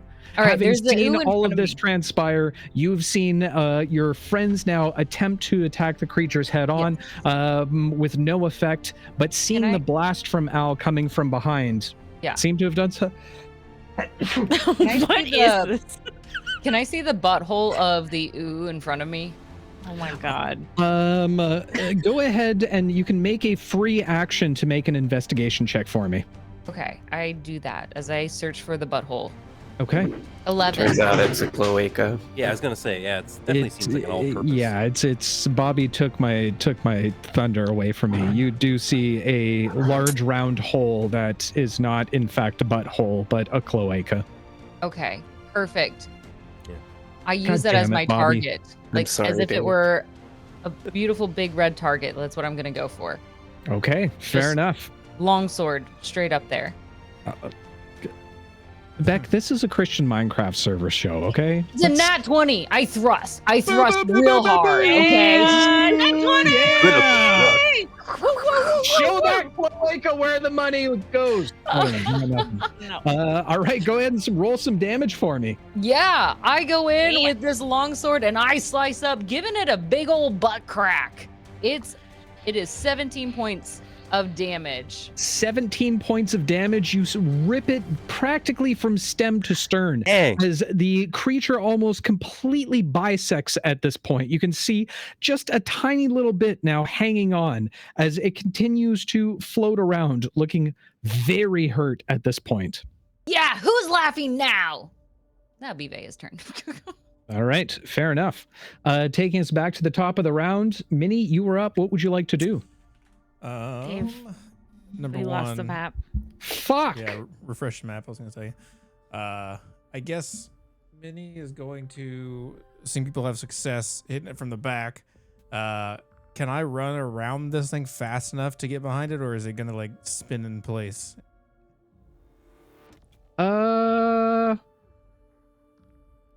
Minnie's a quick little one. So I would say with Or like a slide underneath and up? with a disengage, you could probably get around it and get it from the back. Okay. I will then bonus action disengage, slide underneath, and stab upwards towards the back. Nice. All right, fair enough. That is 16 to hit. A 16 absolutely hits. Go ahead and roll some damage for me. 7 points of slashing damage. Hang on 1 second for me. I think I have fixed all of my hotkeys now. Yay, I can hit buttons again. Yay. Okay, this is the one that has not been hit yet. And sorry, you said 7 points of damage? 7. Yep. Okay, fair enough. It's knocks it down to 12. And technically it is engaged with an ally. So if you haven't already, you can roll sneak attack damage as well. That's right. Throw another 4 on there. Another 4 points of damage, which takes it down to 8 points of damage. Very good. Okay, as Minnie slides underneath, thrusting her short sword upward, carving into the bottom and the back end of the ooh. It looks almost as bisected as the one that Vea had has just cleaved nearly in twain. It's looking pretty rough, but still floating. Success. That's what Minnie says. All right. Anything else you want to do in your turn? No, that's it. I disengaged for my bonus action. All right. Fair enough. All right. It is now that ooze turn. As it attempts to go ahead and make another phantom. Actually, it will turn. You're sliding over here. You're on this side now. Nice. Damn it. No, that's Stick the right. I landing. technically would be laying down, stabbing upwards. True. Very true. All right. It is going to turn towards you and Frog, and it is going to use its phantom blade on you once again. But now knowing its tricksiness, you are easily able to roll out of the way as it plunges the phantom blade deep into the ground, not causing any particular harm to the ground, albeit you are easily able to evade their attack. As you move out of the way, you give a little smirk towards Frog, knowing you have once again done well. However, in that moment, you begin to hear a cackling once more, albeit much louder than it was before, as all's attention is now turned towards... What is that? Oh. Is it Vea again? Okay. As you turn your attention towards the throne, you see a massive creature now apparating as if out of nowhere. Uh-oh. Oh. As This- Major Boo has finally made himself known. Major Boo or Major Ooh? Major Ooh, I said ooh, you heard that wrong for legal reasons. Also, Right. I thought they were a general. Promotions. Yeah. Move quick in the Yeah, No, you that's got a promoted demotion. while you're- yeah. No, it's not in Canada terms. But it goes backwards in Canada. We do it the opposite Yeah. way. So Right. a private is actually runs our navy. Yeah. Right, that makes a lot of That sense. actually, I believe that. Yeah, that's all legit.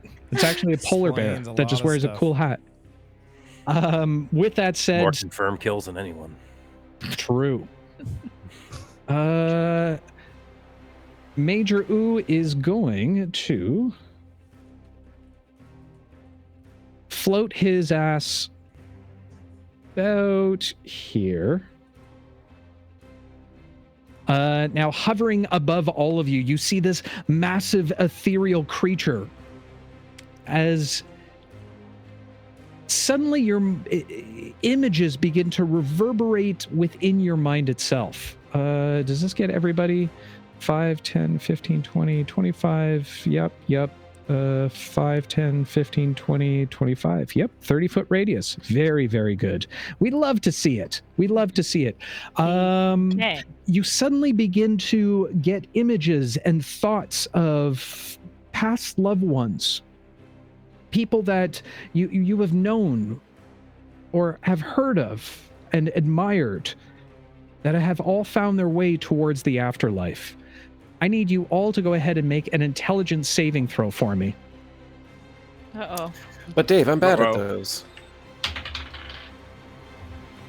Ooh.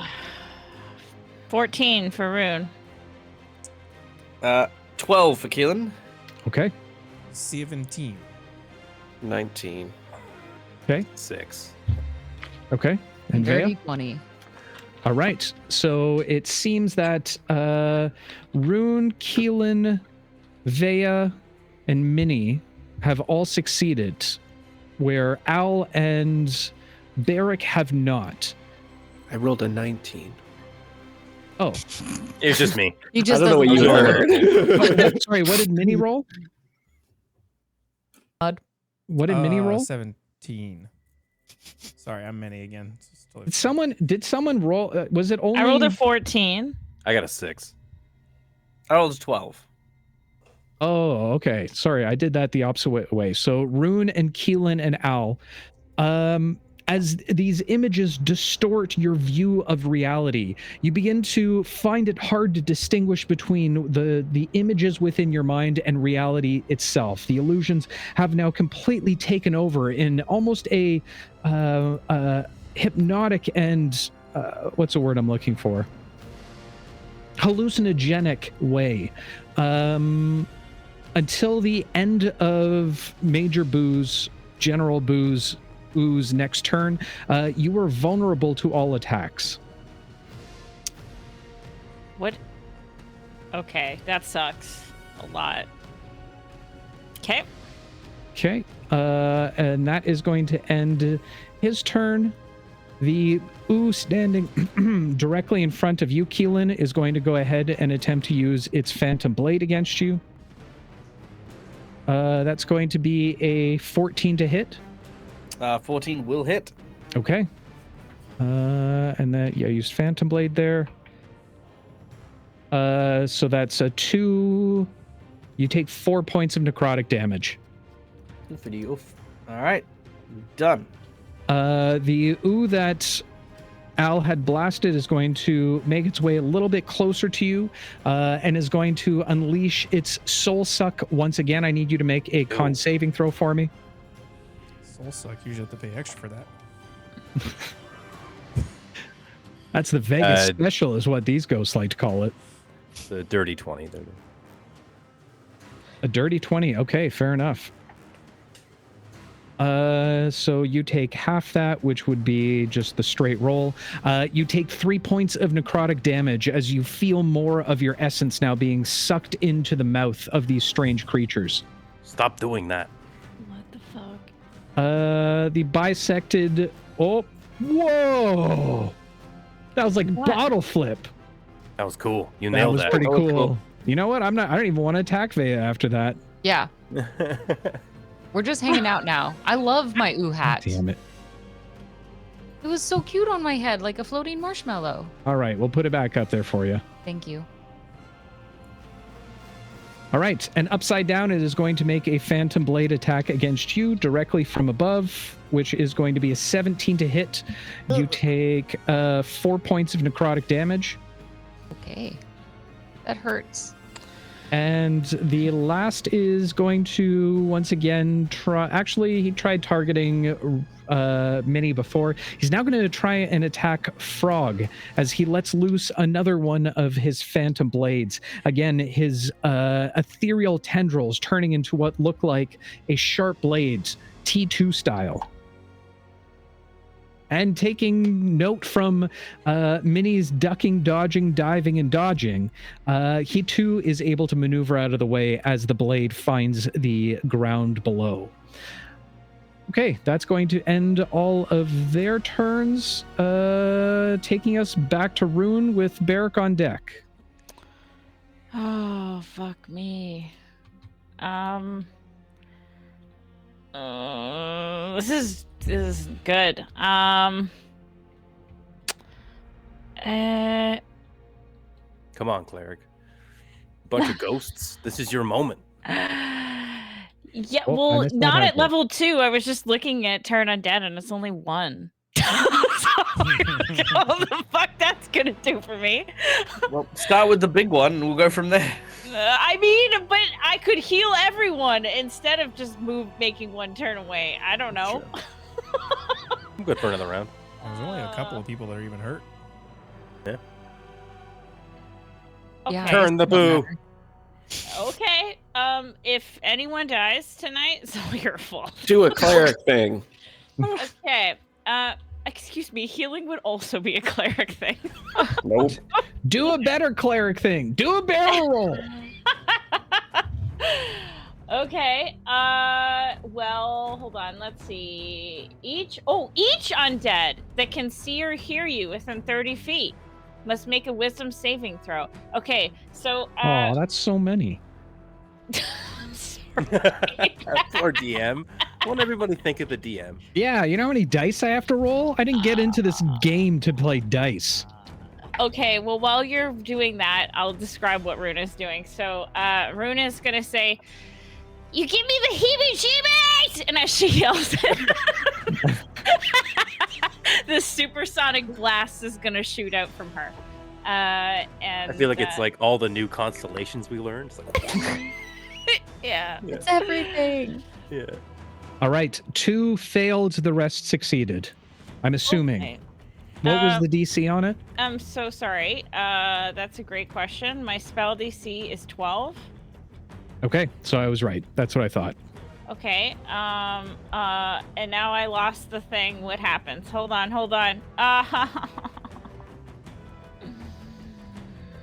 Guys, this is brutal. How How long disappointing have you we been guys playing with new D&D again? A turn creature must spend its turn trying to move as far away from me as possible. It can't willingly move to a space within 30 feet of you. It also can't take reactions. For its action, it can only use the dash action or try to escape from an effect that prevents it from moving. If there's nowhere to move, the creature can use the dodge action. So the 2 that turned, that's what they have to do. Okay, fair enough.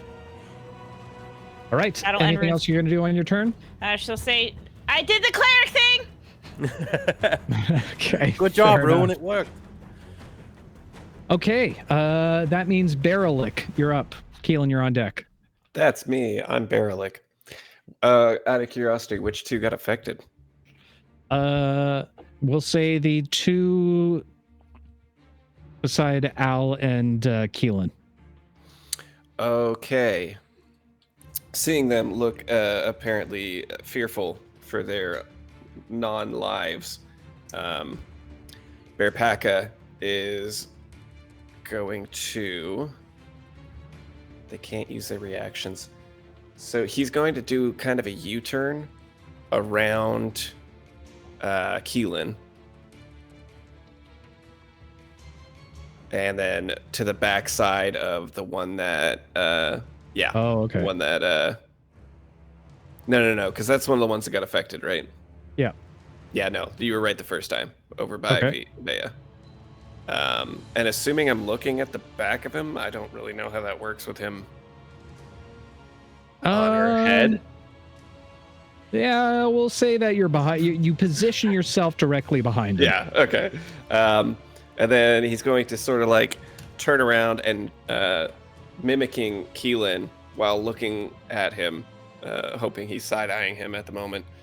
He's going to mimic the Keelan kick and attempt to hit the ghoul. All right, go ahead and make an attack for me. That's our attack. Jesus. Jesus Christ. +6 to hit. 12 + 6, 18. 18 absolutely hits. You go ahead and roll some damage for me. That is 2d6 +4 for a total of 12 points of bludgeoning damage. With 12 points of bludgeoning damage, you essentially obliterate this creature, flawlessly perfecting the Keelan kick.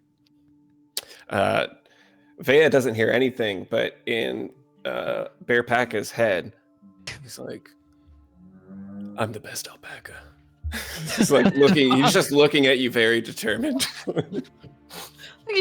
I did not choose the alpaca life. Okay, let's be clear on that. You're competing on your own. You started level. this competition. I hate to break it to you, but I think you're still losing. Sorry. Oh, who's mid now? We're gonna have an alpaca Until fight. you can We'll be see used as like a what's floatable platform. Yeah. Mm-hmm. Please stop the alpaca on alpaca violence, guys. Think of the And I children. Okay. don't Is there think anything there's else you want to do on your turn? I don't think there's anything I could do with my bonus action, so that's it. Okay, fair enough. Keelan, you're up. What would you like to do? Al, you're on deck. Okay, so Keelan is going to. How high is General Wu above us? He's about 20 feet high. How tall is Alpaca Barrack? I'm gonna say probably at his head. I'm a teacup alpaca. He's of medium size. So he's roughly probably stands somewhere between 5'5" and 6 feet at the peak of his head. Okay. Hey Vea! Mm? I have an idea. Might be stupid. Might be really cool. What do you think? Is it the cool part or the stupid part? A bit of column A, a bit of column B. But it might help us against the big ooh thing. All right. Count me in then. All right. I'm going to run into this boo that's in front of me and then back out towards Vea. And then do my trip attempt, my knocking off kilter swipe. Okay. Just to try and prevent the attack of opportunity, which he won't get even if I do or don't succeed. Yeah, it doesn't have reactions this turn. Yeah, natural 1. So I do not knock him off kilter, but because he was the target of my thing, I don't provoke from him specifically. Okay. Fair. Now I'm gonna grab some rope, and I'm going to basically try to tie that around like a thing from Vea's belt. Okay. And I'm going to then extend it out and start to swing Vea like a club. And try to aim so that she goes through General Wu and is then behind her behind General Wu at the full extension of that rope. Pull me back. Got it. Yeah. Okay, so you're tying. You're gonna tie Vea up, and then you're gonna try and throw her through General Wu. Yep. Okay, and you're okay with this, Vea? Yeah. I guess. and what I'm gonna basically do is I'm gonna then try to use centrifugal force by moving in order to keep her aloft so she doesn't just fall out the other side. Okay, there's 6 seconds in a round, Dag. You can Yeah. You can Okay. Let me throw her into boot. That's where we're gonna stop that round. Yeah. Well, nice and simple. I tie it up, and then I'm going to do what is effectively a hammer throw, but I'm not letting go of the rope. Okay, fair enough. What size are you, Vea? Probably small. Small? Okay. So very deep. Keelan, go ahead and make an athletics check. I'll set the DC at 11 because she's small. Okay. I mean, I do also have powerful build as well, so I do get counted as a large creature. Does that have any effect on your overall strength score? Oh god, no. 14. Oh yeah. Well, it doubles all my carry capacity, my stuff like that. but a 3-foot person to twirl them in a centrifugal force with a rope and throw them 20 feet up in the air. While he has Conky inside of him, you have to remember his score is up to 18. He's got ghost strength. Okay. I said right. yes. Also, most of Vea's weight is fluff anyway. Like, it's just, squirrel fur. That's It's fine. Okay. I weigh more when wet. Yeah. Fair. All right, fair enough. As you agree to all this, Keelan, using your massive ghost Patrick Swayze strength, you begin to whirl her around and eventually continue to let go, like that of a kite spooling outward, finally releasing when you found that force that you're looking for as she flies towards the major boo. Vea, you feel a very cool sensation on your entire body as you pass through the creature. And as you come out on the other side, still aloft, you are now completely soaked and dripping with ectoplasm. That's good. Gross. I did not volunteer for that part, but okay. Consequences. Well, This is what you get for being a team player. This is gross. I feel gross. I feel cheap. Ew. Icky. Okay. Vea is probably about here. I just want to say this right now before Rune has a moment. This doesn't count as flying. I want to clarify. Thank you. This Thanks does for not bringing that count to as my flying. attention. Just want to snip that Falling in the with bud style. right now. Damn it. Okay, Keelan, that ends your turn. Who do we have up next? It's me. It is Al. Al, you're up, followed by Frog and then Vea. Okay, so to clarify, the two boozit in front of me, the one that are affected by runes, turn undead, right? Yes. Okay, cool.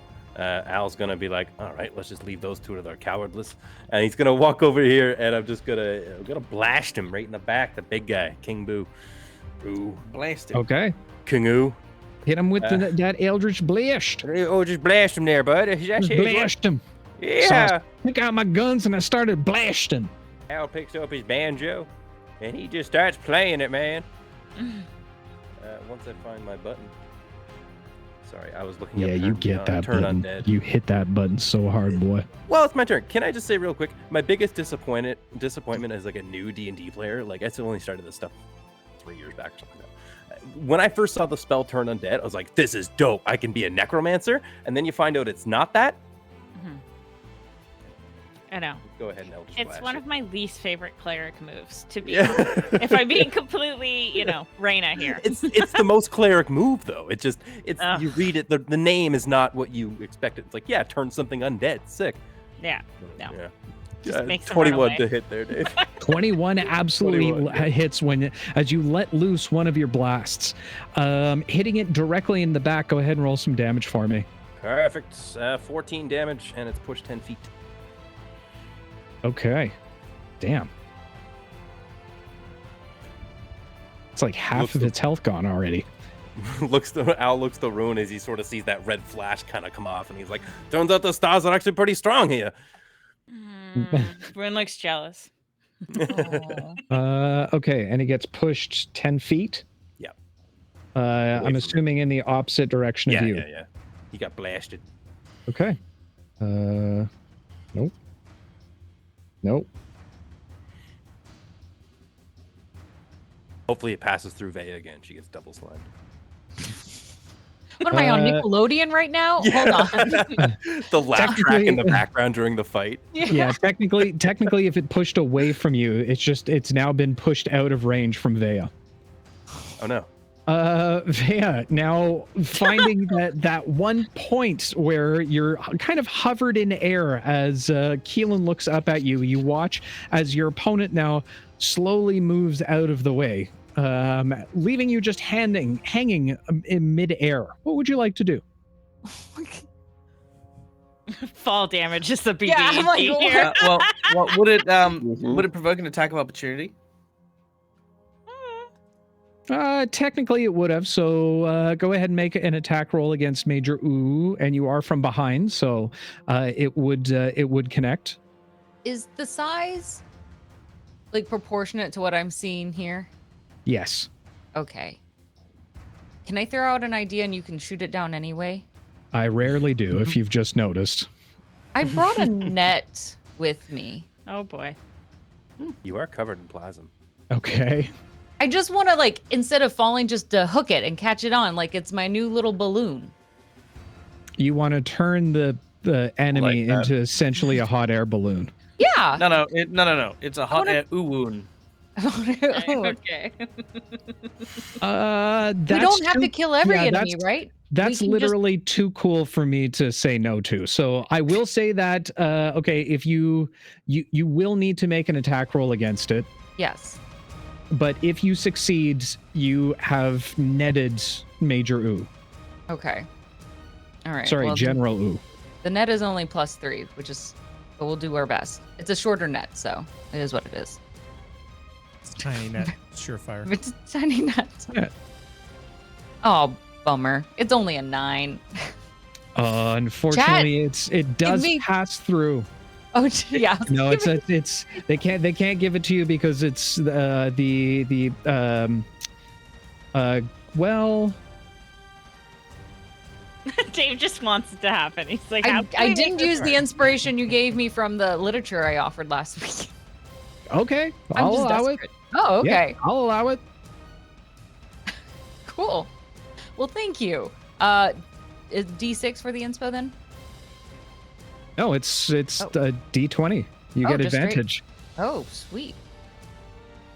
Okay, it's not better. Never mind. It's even worse. It's a 6. Oh, I had a cool idea. Wasn't meant to be. Oh, it was a great idea. I'm sorry that it doesn't happen for you.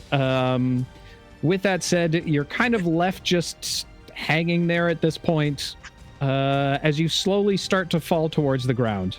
Oh my god. I tried. That's okay. I will fall. How much fall damage do I take? Oh, so the idea is I'm using the momentum to keep you up for a little bit.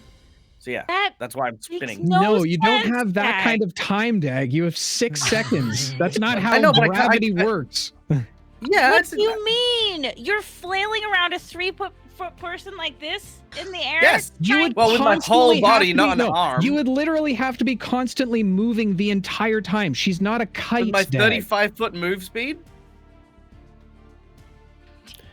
To be totally fair, I understand and think it would work. It's a cool idea. Yeah, especially with the weight difference. Higher low for fine. Shut up. Higher low for your benefit. Oh, high every time. I rolled a 2. Okay, fine. Oh, I should have guessed after. Very well. All right. What is the gods are pleased? Gods are pleased you get advantage on your next skill check. Got it. Oh, that reminds me. I need to say, Khan mentioned that he gave Rune. This sounds so rigged now. He gave Rune advantage. He gave her Gods is Pleased at the end of last session. It didn't. It only happens. It only works for that session. Okay. Gods are pleased only works for that session. But I didn't use it though. It doesn't should we matter. refund his points then? Yes, that's the point. I'm sorry, Khan. I tried. 1,000 points. I swear to God, I'm gonna fucking kill all of you. I'm gonna kill every single last one of you. Whose turn is it at this point? For the record, Dave, I'd like to note that I just Eldritch Blasted. Thank you. I appreciate you. All right, taking it back to the top of the round, Minnie, you're up. Oh, okay. Minnie will stab the ghost. Great, Minnie. Yeah. Natural 20. A natural 20. Very good. Okay, as you position yourself once again behind the ghost directly in front of you, sliding underneath it once more, you thrust your blade directly back into its belly once again. Go ahead and roll some damage for me and double it down.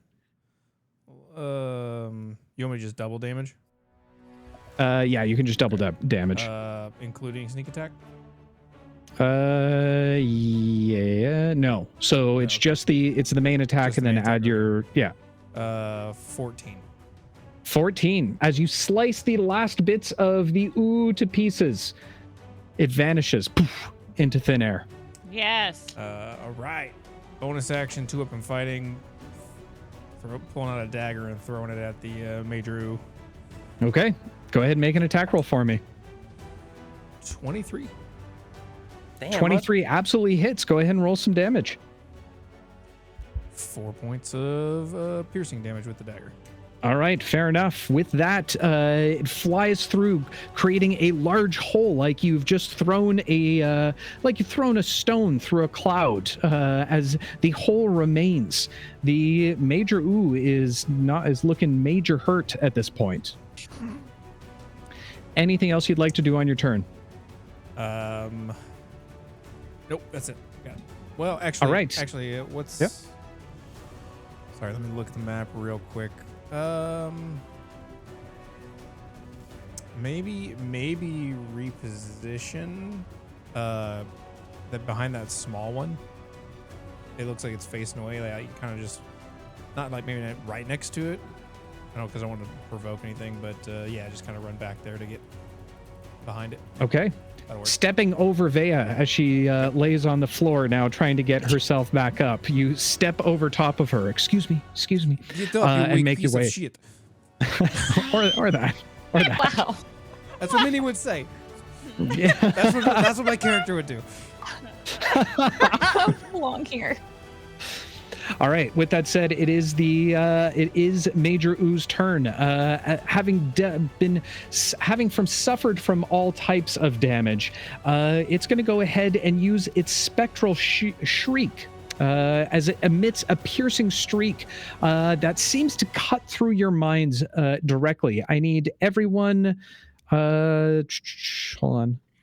5, 10, 15, 20, 25. Okay, Vea's just, well, it's in the sky, so no. Rune, Keelan, and Rune, Keelan, and Barrick, all of you go ahead and make a dexterity saving throw for me. Oh my god, I rolled a nat 1. Damn. That's a 2 if you want the total there. That modifier really carried it. It did. Keelan and Barrick? 12. Natural 20. All right. You know, Raina, one season of GC, I had a character where I had a +12 to stealth, but I always rolled a disadvantage. It's hilarious. I love it. Yeah. Nat 1, 13. Okay, so with a nat 1, Rune, you take 7 points of psychic damage. Woo! Ouch! Barrick and Keelan, you both take half, so 3 points. Tree. Got it. And the only 2 boos left can't do shit because they're still scared of everything. They run. Little babies. Cool. No, they have to run away from me.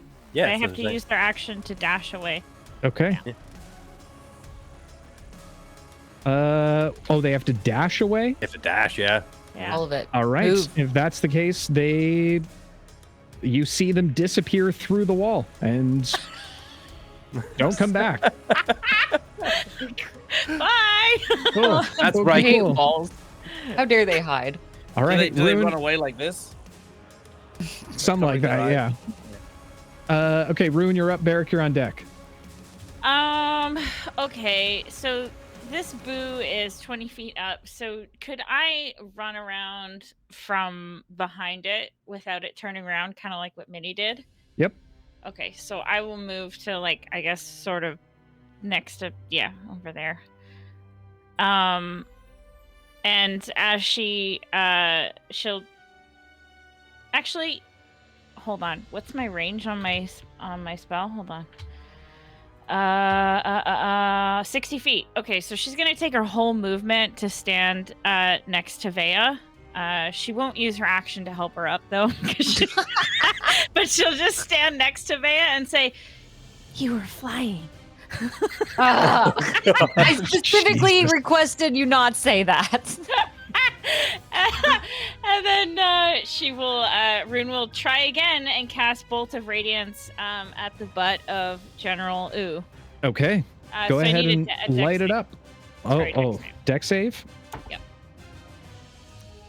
That is going to be their dex, no plus to their save, so that is going to be a 2. Woo! All right. That is a 7 radiant damage. Oh no, wait, Dave. What? I just thought of something terrible that might be really bad. You said that I was vulnerable to all attacks earlier. Yes. So when I took 7, should it have been 14? Till the end of its next turn, it's already had its next turn, so you're okay.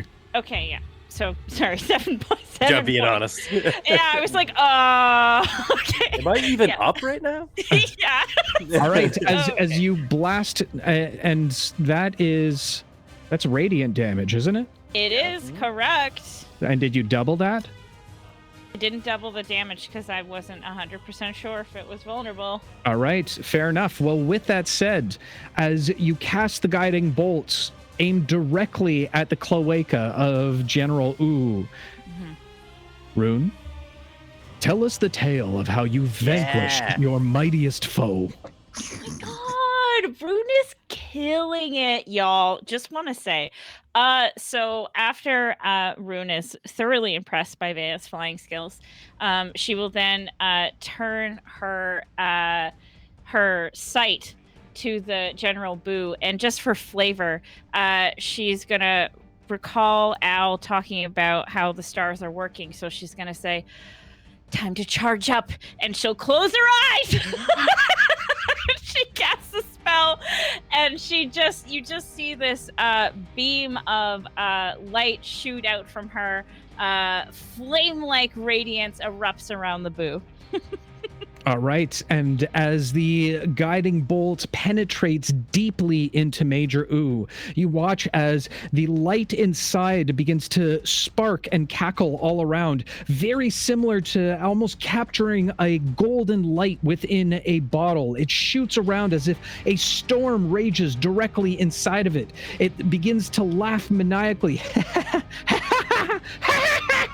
And as it hits its apex and the crescendo of its laughter, you watch as it explodes into this giant ball of light. You have to look away for a moment as it is now almost as bright as the sun itself.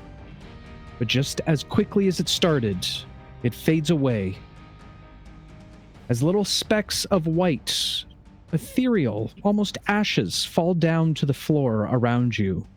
And as it covers the ground, you watch as each begin to evaporate and disappear once again into nothingness. Hey, hold your breath. Don't breathe it in. That's asbestos. Anyway, folks, with that said, I've kept you way too long. Thank you for hanging out. We're going to take a very quick short rest because Uncle Dad Dave needs to use the bio room. But guys, stick around for the rest of the adventure. We will be back in about 5 to 10 minutes. Go get your apple juices. Go get your orange juices. Go get your ectoplasms and fill it up to the brim. And we'll see you back in a few short minutes. Stick around. And we are back, ladies and gentlemen. Ooh, Senhos, that's a great idea. I'm going to set that up after the thing. I put the link in chat for people who want to see it. Everybody go vote for us at the Crit Awards. We want to win. Yeah. There's so many categories you could nominate us for. And Mud, and Best Actual Play, Bobby for Best Character Artist. Don't vote for me. I don't want it. Don't vote for Bobby. He doesn't deserve it. I also don't deserve it, but I also don't want it. Or no, you should vote for them. If you really want to see Bobby red in the face, vote for him so he has to go by himself up to the stage and make a speech. We'll film it. No, there's much more deserving artists. Pick someone else, please. No, everyone vote for Bobby just for the meme. Mm-hmm. Actually, not that I'm against Bobby, but I do want to do a shout out as well because I think McBluff is also I put Mac, who has been like a big community member, doing fan art and stuff like that, up for an artist thing on the thing. So yeah. Vote for Mac and Bobby. If you were gonna vote for me, vote for Mac instead. There you go. So, as you all find your composure after the battle with General/Major Ooh, the entirety of the catacombs seems to quiet down. No further laughing. And an energy seems to have dissipated. One of malviolence. And while still extremely creepy and spooky, not as evil as it once was.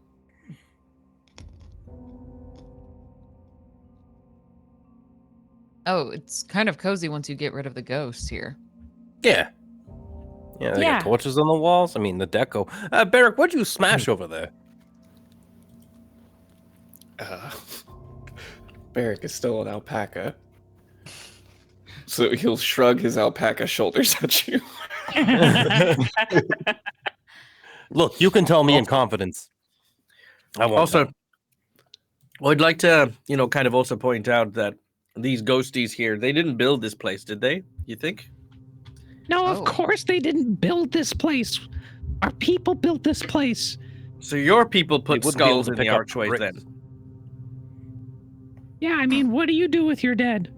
Oh my god. Oh, really? Really? After you were judging me for saying like, oh, why else would the skulls be there? It's No, obviously it's fine. It's evil. fine. It's fine. Don't worry about it. He's not worth it. He's not worth it. I'm gonna like try and back.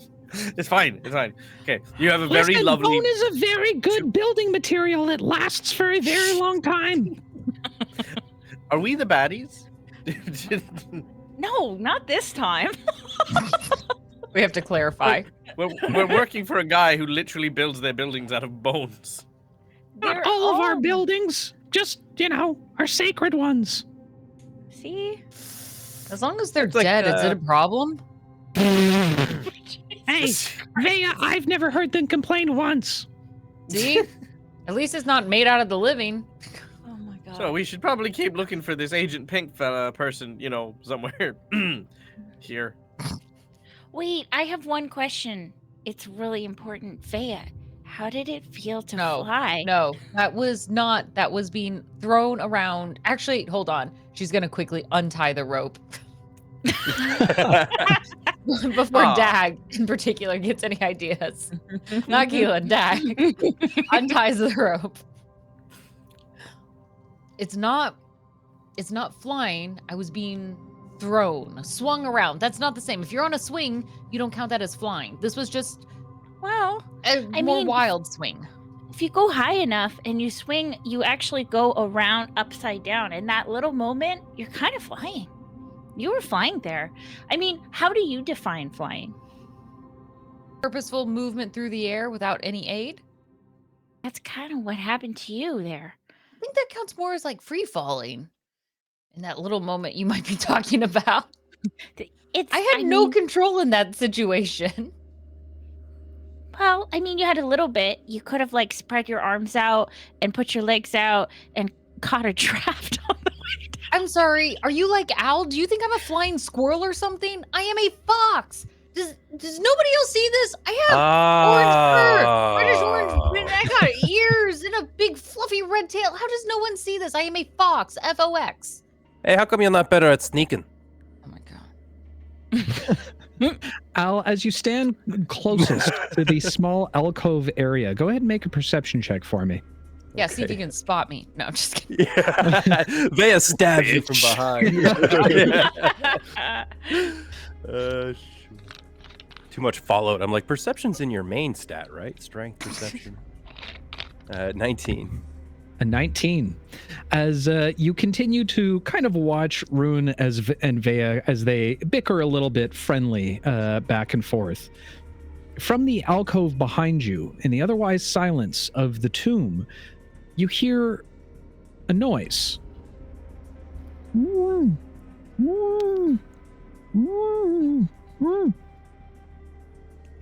Hey, guys, not for nothing. Not that I know what this sounds like, but it sounds like somebody's tied up and bound and gagging, perhaps over there. That's really specific. Okay. Let's go find out.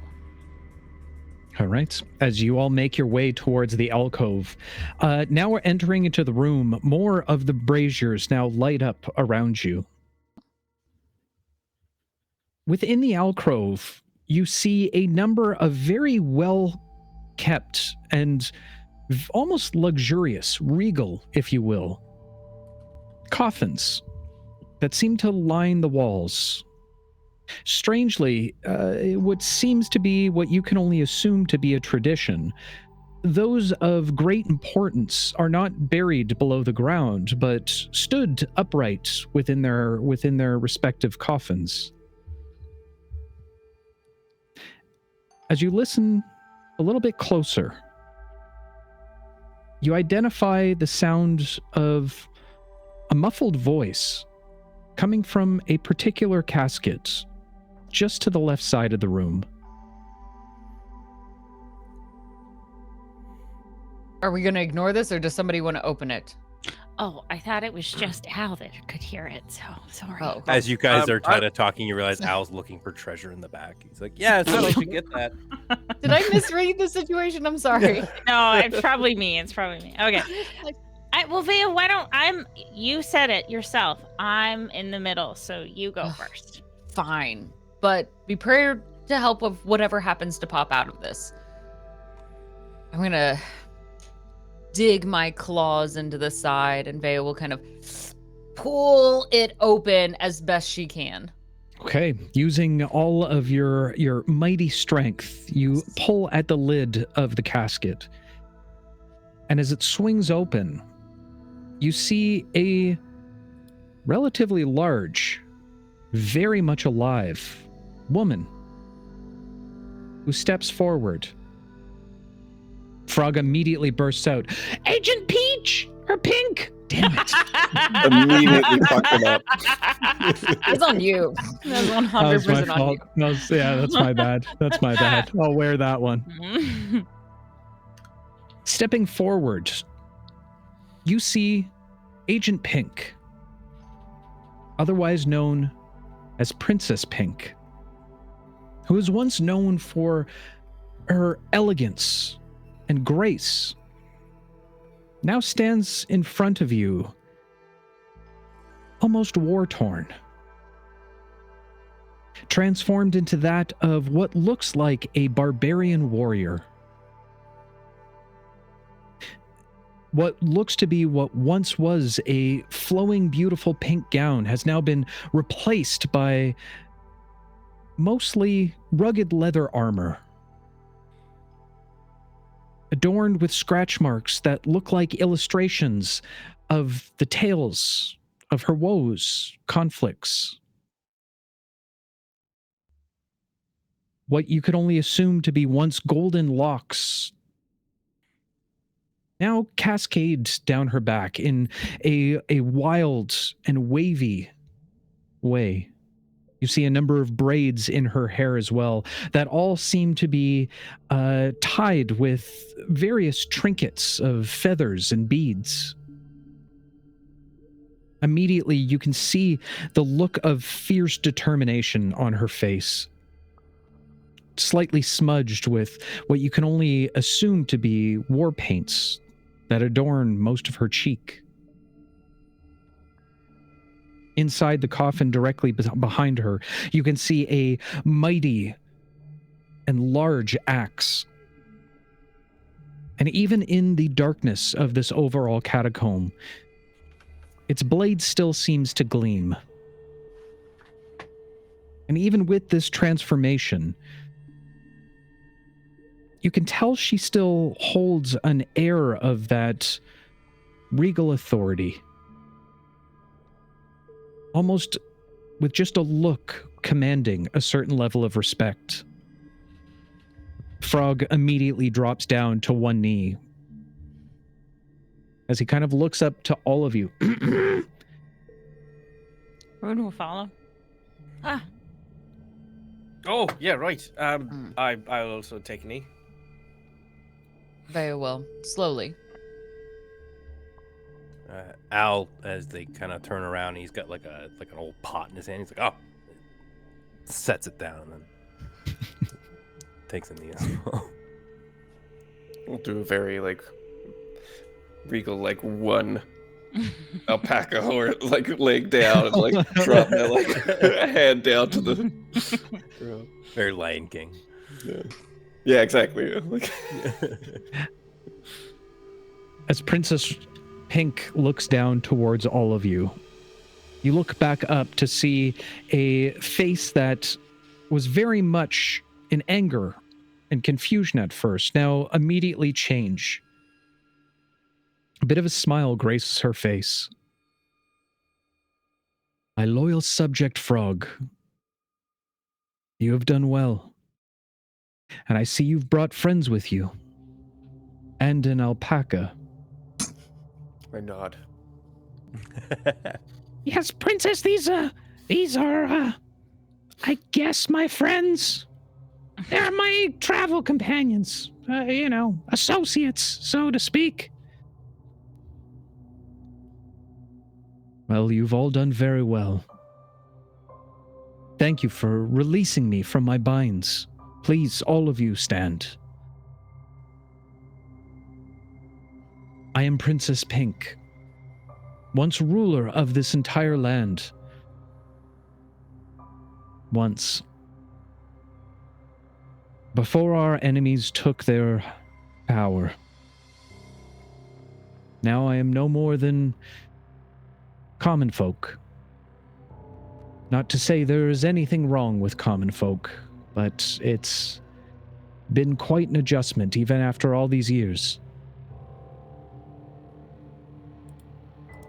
But you all seem very different than my subjects.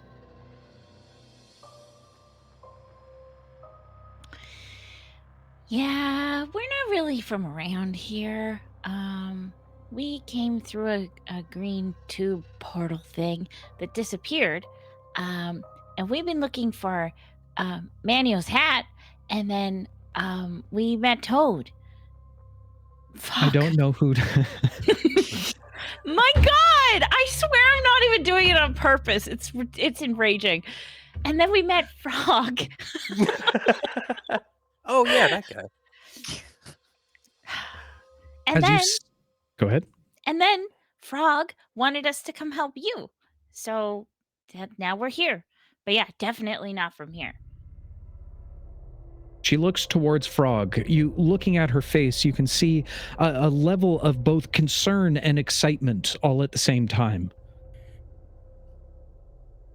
From another world. Does that mean that the seal has been broken? Frog looks back at all of you before looking towards the princess. You say that you're looking for Manio's cap, is this correct? Yeah. Good. Do you have I it? think you're... On me? No. But I can take you to it. It's not far. But Manio's cap is in another castle. You bitch. We You bitch. do this. I was just gonna do like the Jim Halpert look at the camera. Cool. You watch as she holds up her hand and removes a single red ring before she tosses it gingerly down on the ground, immediately connecting with the floor. You watch as it starts to expand both outward and downward as it grows and grows into that of a red pipe.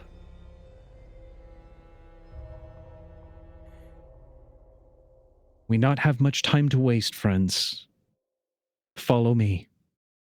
As you watch as she immediately jumps into the red pipe. Frog, looking to you all. Well, like I said, no time like the present. Hey, Frog, before you go, I'm gonna be a few minutes. I'm gonna loot the hell out of this place. What? She said no time to waste, Al. But like, there's like so much stuff in that other room. We just walked right by it. Pick one thing and we have to go. I don't want you to get Can't stuck just here. pick one thing. Pick it. Dave, can I look for the most expensive looking thing in the room? This is like Sure. this is like on your way out of the grocery store with Go mom. ahead. You got Go candy ahead aisle. and make an investigation check for me. Okay, perfect. With a +0, let's see. It's an 8. An 8. Panic. You panic, begin to search around, looking for the most expensive thing in immediate arm's reach. Looking over, you do see what looks to be a golden scepter with a red and white mushroom topped topping on the very top of it. I've got to stop saying top. Is it on the bottom or is it like the? God damn it, Nate! It's flipped upside down. It's the reverse top. As you reach forward, grabbing for it, you can add a mushroom scepter to your inventory. I thought when he rolled an 8, he was gonna get like a mummified cat or some shit. I mean, there are very, very wealthy treasures here in this area, so this is one of the lower ones. It's like Yeah. you guys just don't even care about loot or money. It's fine. I'm a druid. Listen, we have pies if we get back successfully. I'm good with my payment. Okay, Rune, because she sees Al get something, she just grabs anything. the closest thing. Just grabs a shiny, yeah. Yeah, All right. anything that's shiny. All right. You I'm gonna take the grab- lid of the sarcophagus. God What? damn it. I have 18 strength, and I'm gonna flex it every chance I get. All right. Feel like You jumped down tear the pipe the and just- you tear the lid off of the sarcophagi. Wait, is it still attached? I thought it was a sorry, if I thought it came off like a sarcophagus. The lid just sort of is separate. No, you it's know? like a coffin. It opens. Oh, yeah. Okay, I'll break it. You know. All right, you desecrate the coffin. Fantastic. And Rune, you grab a small golden mirror. I love it. This will come back in somehow. Okay. No, B-Town, it's unhinged. That's the problem. So we're unhinged. All right, and Rune shoves Al in front of her through the tube. Oh my gosh. All right, We are the worst. are you are you following behind? Yeah. Me? Oh yeah. Yeah. As Keelan gets into it, he's trying to get the lid into the like try to fit it into the coffin, and he says, "Hey, can you give me a hand here? Just needs to jimmy it a little." Al's been pushed down the tube. He's gone. Oh, have you? Oh, Yeah. okay. Sorry. Vega's just gonna shake her head at you, Keelan, and then also go through the tube. I can't leave it behind. It has sentimental value. Now, Barrick, what are you doing? He'll stare at Keelan the entire time he's like walking towards the tube. big and then puppy dog eyes. Don't do it. Don't do it. Don't leave me here.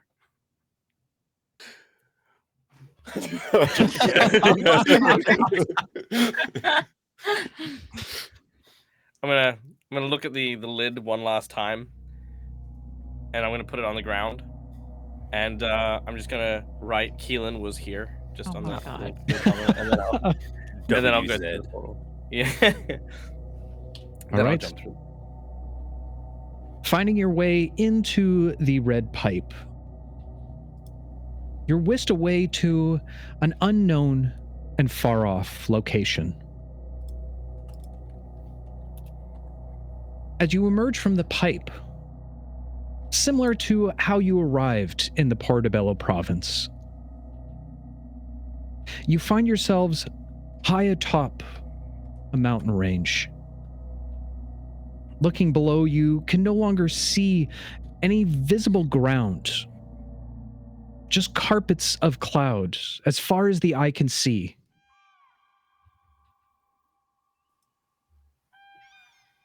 Dipping down in the sky, the sun begins to set behind you, casting a warm glow across the entirety of the surrounding. An orangish hue now covers the very top of the clouds. Directly across from you, another large peak. Between where you stand and the next peak over, a bridge sits, seemingly made of light itself. The Rainbow Bridge. Nice. A marvel of both magic and beauty. Its arching structure stretches gracefully across the gorge. As Princess Pink motions for you to join her, as she and Frog begin to make her way across. Each step upon the bridge is like walking on air, with what seems to be the faint sound of ethereal music that fills the air around you, carried on the gentle breeze. As you cross the bridge, you're all enveloped in a kaleidoscope of colors. Hues of red and orange, yellow and green, blues, indigos, violets dance all around you, painting the entire air with splendor.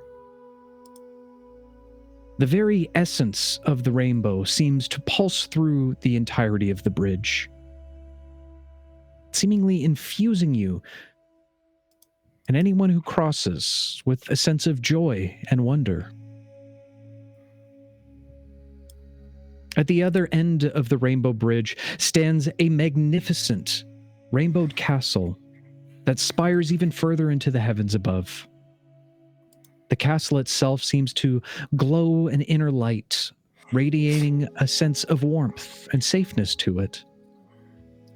Its walls, although opaque, share the same swirls of colors as the bridge. The front entrance stands tall with its doors what look to be made of solid gold, as a red carpet stretches down the staircase leading upwards towards it. As Princess Pink and Frog step foot off the bridge, you watch as a number of very slim, very small, humanoid-shaped beings begin to emerge from the cracks of the wall mortar. You can see they're as thin as parchment. As they all move towards the front entrance, each of you stepping foot off of the bridge, they all bow towards Princess Pink and Frog. Are we supposed to bow again? Vea will get back down on one knee. No. It's customary. They are the guardians and custodians of this temple. They are the Paperonis. I can't.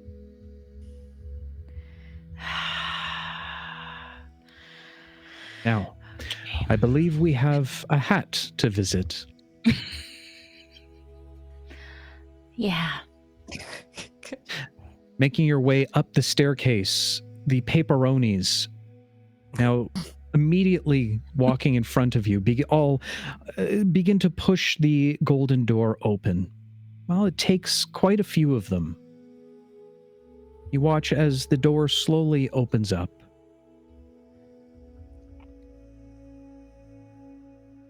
As you enter into the castle proper, you're immediately met with a very large room, a beautiful fountain in its center.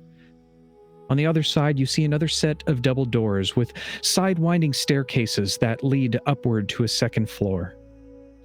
All around you, you see very large paintings of an individual that looks oddly familiar to Linguini, albeit much smaller and a little bit more rotund, wearing a very esteemed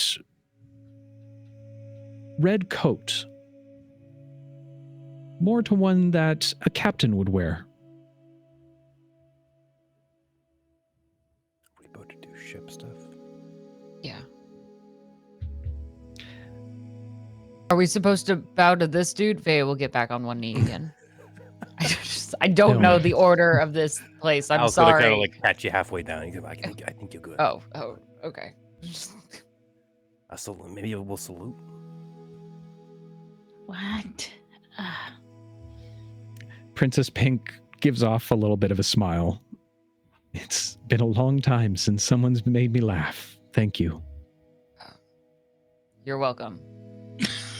She begins to walk to the double set of doors, letting her fingers grace down into the fountain. You can see just the tips of her fingers now swiping. It's been a very long time since I've visited this place. It brings back very fond memories for me, mixed with some grief. But I think you all can change that.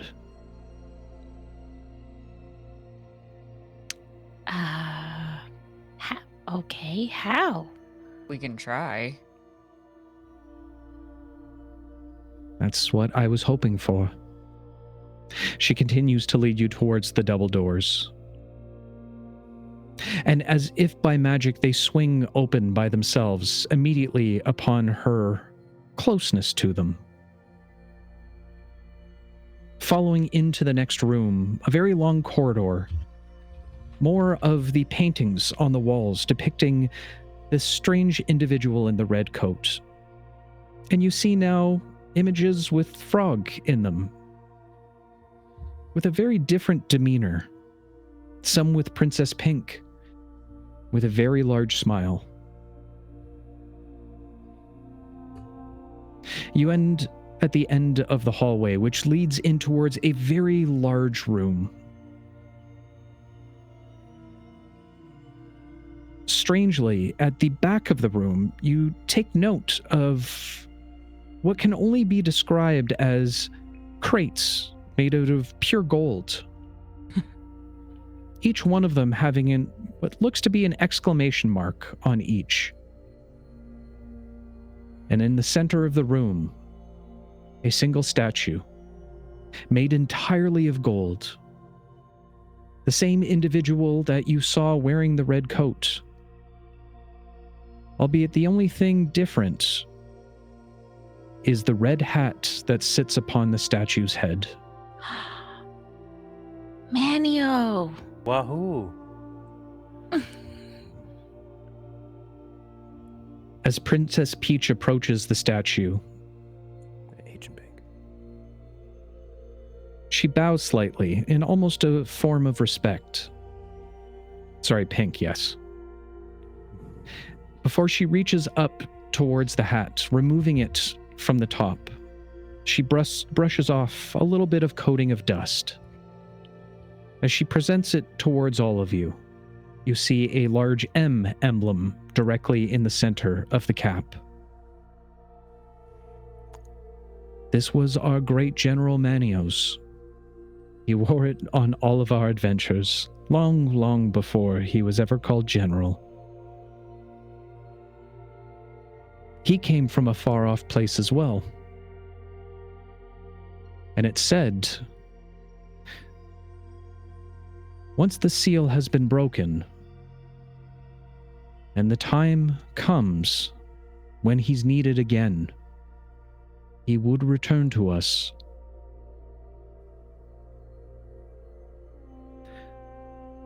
I believe where you come from might be the same place he did. And if you hold those essences of that world within you, perhaps you can break the curse. What curse? The curse that has kept Manio bound for many, many years. Our buddy Keelan's got a lot of essence in him. Yep, I'm dripping with essence. Oh. What do we have to do? I thought he got swamped. No. Sometimes you can have, you know how they say, Keelan, a cat's got 9 lives. Maybe that applies for Manio as well. Maybe they were in double digits, you know? A very common misconception. A story that's told to many. Oh, because we totally revenge killed a guy back there for killing Manio. Should we have not have revenge killed them? Yeah. I mean, we killed them hard. Like, that really did. It's probably fine. No, okay. There's only one way to find out if this works. Please. She holds the hat out in one hand. Lay your hand, each of you, on the hat. Okay. Okay.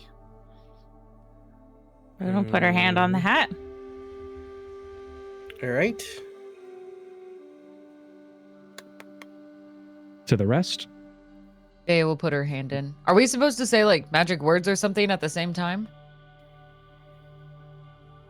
I'm not sure how this works. Oh. I'm just wishing for a little bit of a miracle. I was going to be like, well, if one hand's good, 2 hands are better, right? And he's going to kind of like double stack both of his hands on the... Okay. You fool! You see as Minnie reaches upwards to and just rests her fingertips on top. Beric? And like with all the hands in, you just like slowly a hoof just like makes its way on screen and like gingerly is placed on top of everyone else's. As you all rest your hands over top of the hat, you watch as it begins to shift and almost jump back and forth a little bit. It becomes a little bit more sporadic before it jumps out of Princess Pink's hands entirely as it falls down on the floor, continuing to hop a little bit. It begins to rise up into the sky and spin as it flips upside down, hovering directly in front of you. And you hear the echo of a voice seemingly coming from the inside of the hat. Yeah. Wahoo! And as the final breaks the sound around you, you watch as an individual jumps out of the hat and lands directly on the floor in front of you.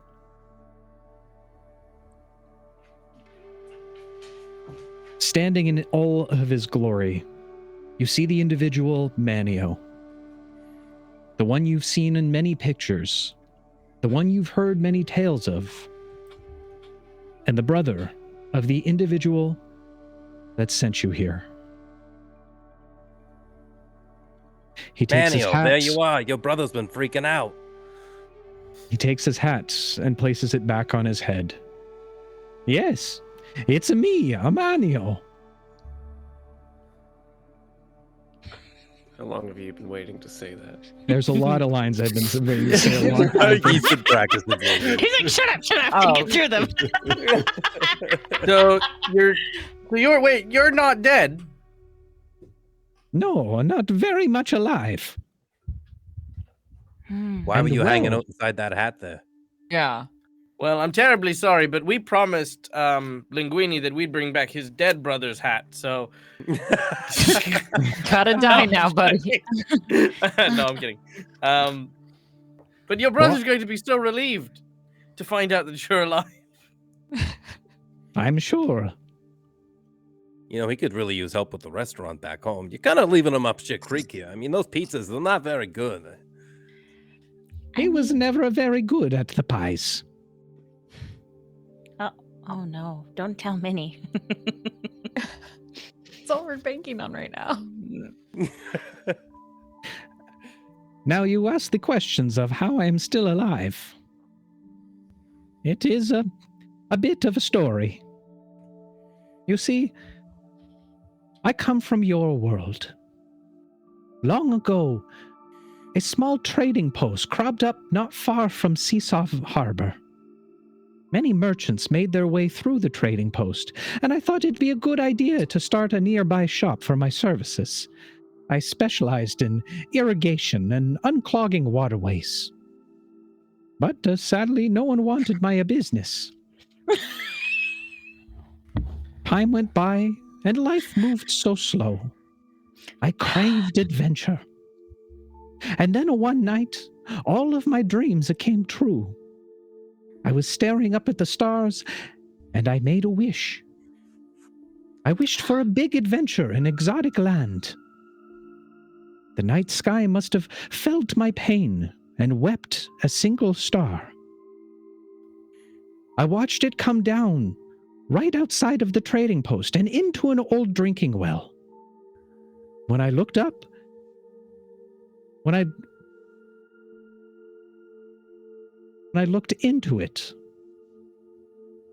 I saw the water rippling in a strange wavy light. It beckoned me to touch it. And when I put my hand in, I was whisked away to a far-off land I dreamed of. I found many adventures here, and many friends along the way. I even have found my true love, as he looks towards Princess Pink. We traveled all over the Portobello province in search of the star. But word of our search eventually got out, and an evil warlord named Wowzer started to look for the star too. For many years our paths crossed, but every time the heroes would win. Until one day, we were given information on the location of the star, but so was Wowzer. He and his enforcers arrived just as we did. We battled for what seemed like days, until finally, I was able to make it to the altar where the star lay. I picked it up and immediately felt its power. The power to grant any wish. And in that moment, I knew how dangerous the star could be. Many years ago, I too wished on a star, and all of my dreams came true. I could only imagine what it would be like in the wrong hands. And so I did the one thing I thought was best. I wished the star back to its home. And as it vanished from my hands, back to the land where it came from, the feeling of victory left me unguarded. Furious of losing the star forever, a Wowzer enacted his ultimate revenge and cursed me to forever be in the fabrics of my favorite hat. Oh. The only way to release me is if the bridge to the worlds were where the magic stars were opened up once again. And with your arrival, it seems the curse has been broken. I am free once more. Hey, Rune, maybe it's because we figured out the stars. You know, we bridged the gap. Or maybe it's more of a physical bridge in that we went through that pipe and ended up here. Either way, pretty cool. Yeah. Hi, I'm Rune. I have a lot of questions. So the star, it's back in our world. Do you think it went back to that well that you first found it in? I can only imagine that's where it came out. But where it's gone now, I could not tell you. But somewhere within your world, there was a glowing star that, well, when you wish upon it, your dreams will come true. I've heard of that before. I didn't know. I wasn't sure it was real. It is real? Yes, a very real. She'll look over at Okay. Rune and kind of give like this very hard look of disbelief, like, ah. Fruit's not even paying attention. Okay, where is that well? Can you draw a map for me? It's very important. Yes, it's very close to a small settlement not far from Seesaw Harbor. Star tier?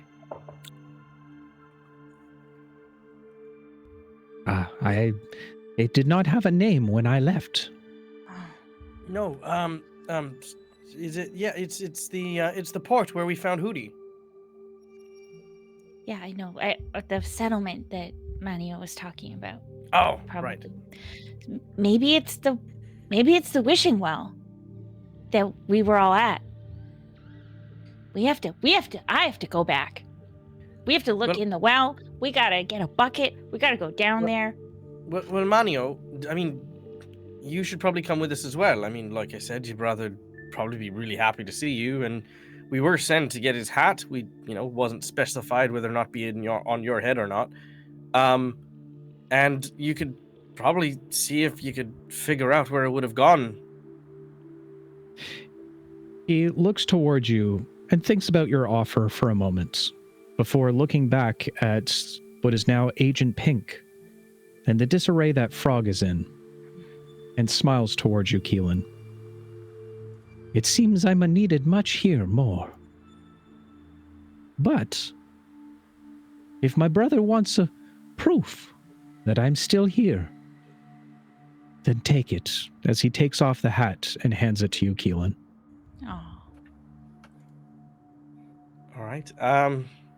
Well, is there anything you'd want us to, tell him or let him know? I mean, apart from the fact that you're alive, of course. Just to let him know that if he ever wishes to come see me, to follow the same place that you took, down the green pipe. All right. You That's don't right. need any sort of help figuring out this Wowzer guy? I mean, we kind of feel like we've invested time here. I appreciate the concern. But it is my duty to make sure that no one crosses the threshold into your world from mine. Wowzer has been a pain in my butt for many years, but nothing that me and my friends were not able to handle. You mean until you were in the hat for a long time and Yeah, you mean you couldn't handle Agent it there. Pink was captured? Mm-hmm. Yes, well, my hubris got the best of me. Got it. I thought the war was over, but it seems it was just a battle. And are we seeing this whole hubris getting the best of you thing now by sending us away prematurely? No. Yeah, While okay. there is a lot of work to be done, I think we can handle it. Yeah, with Manio back, we'll be able to rise up again. Our great general has returned. Oh, hey Manny, you kept your boxes? Oh, those old treasures, yes. Reminded me of a better time. Albeit they just sit there now. We love boxes. Vea will kind of nudge Al for a hot second. Oh, yeah. Al takes his scepter and yeah, we really haven't seen much from our time here, so we'll take those boxes off your hands, just to get them back for you. Oh, they are just old relics to me now, but by all means, please, pick one of the boxes. I'm sure its contents will help you along your way. 1 box each? Or 1 box for all of us? No, by all means. There are 6. You are 6. Okay, one more thing, and Ruth's gonna show him her notebook, and this time she has sketched out a map of Startier Village, the Pucker, fucking Star Pucker Wharf, whatever the hell, and the Wishing Well, and she's gonna circle it. She goes, "Is this kind of where that well was?" Yes, that's exactly where it was. The market would have been right here. And he points towards Startier Valley, or Startier Village. Wow, and it didn't have a name. How long ago do you think you were there? Many, many years ago. That's where we're from. Ah, we could be relatives. He looks at Keelan. Maybe not you. Oh, wow.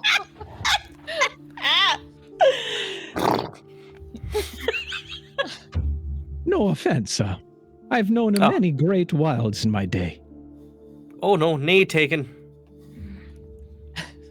See what you did there. Thank you. But by all means, please help yourselves to the relics. Can our pet llama also get a box? Sure. As they say that, he'll slowly start turning back into No, I'm regular I'm Barrack. trying to keep it extended. Just stay still. I can only hold it for so long. But the last thing to turn back will be his head. So for a second, he'll be just Barrack with a llama head, and then he smacks his ear a few times, shoots back. Yeah, I want one too, for sure. All right.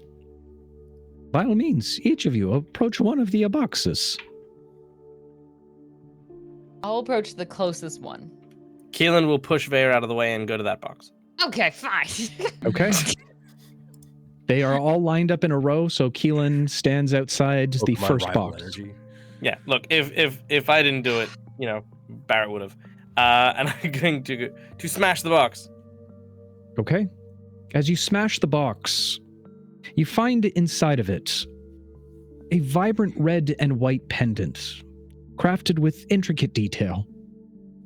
It features what looks to be a miniature mushroom cap suspended from a delicate chain. The wearer, when wearing this necklace, can cast Enlarge, as if it's casting the spell Enlarge Reduce. Nice. It carries Oh. 1 charge that recharges at dawn. Love it. I fucked up the D&D Beyond. I'll add all of these magic items afterward. Vea would like to go for the second box then. Okay. As you open up the second box, You find inside an orange and red ring with a flower in the center, and carvings that look like flames that make up the band. You've received the flower ring. The wearer can cast Scorching Ray twice per long rest. Damn. Gives you a little range. Yeah. Who wants the third? Al's gonna go over there and just kind of bop it with the scepter. Okay. Breaks the fucking as you scepter bop it- snaps. As you bop it open, you look inside to see a beautiful cape made of white feathers with accents of orange and black at the tips. When wearing this cape, when you use the dash action, you can levitate up to 30 feet before safely gliding back down. You can It also fly. allows you to slowly descend as if you cast slow fall. Yeah, Oh, Al's just gonna boy. immediately just start using this and start running up and down and gliding. Okay? I could start swinging you like the rope thing. What is with you and the rope swinging people? I don't know. I wanted a kite as a child, never got one. So you turned people into kites? That sounded way darker. Yeah. Like origami. Al, Rune, you've do you wanna received do rock? the feather cape. Rune, do you want to do rock, paper, shears?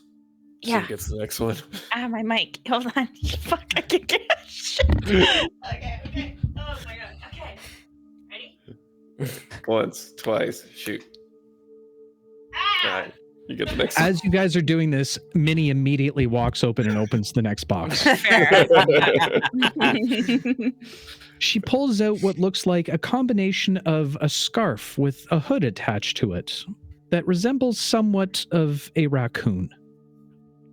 When the hood is pulled up, the wearer can briefly turn into a statue for about 5 minutes. And while in the statue form, the wearer is resistant to all non-magical damage, and any deception checks that are made to determine the validity of the statue is at disadvantage.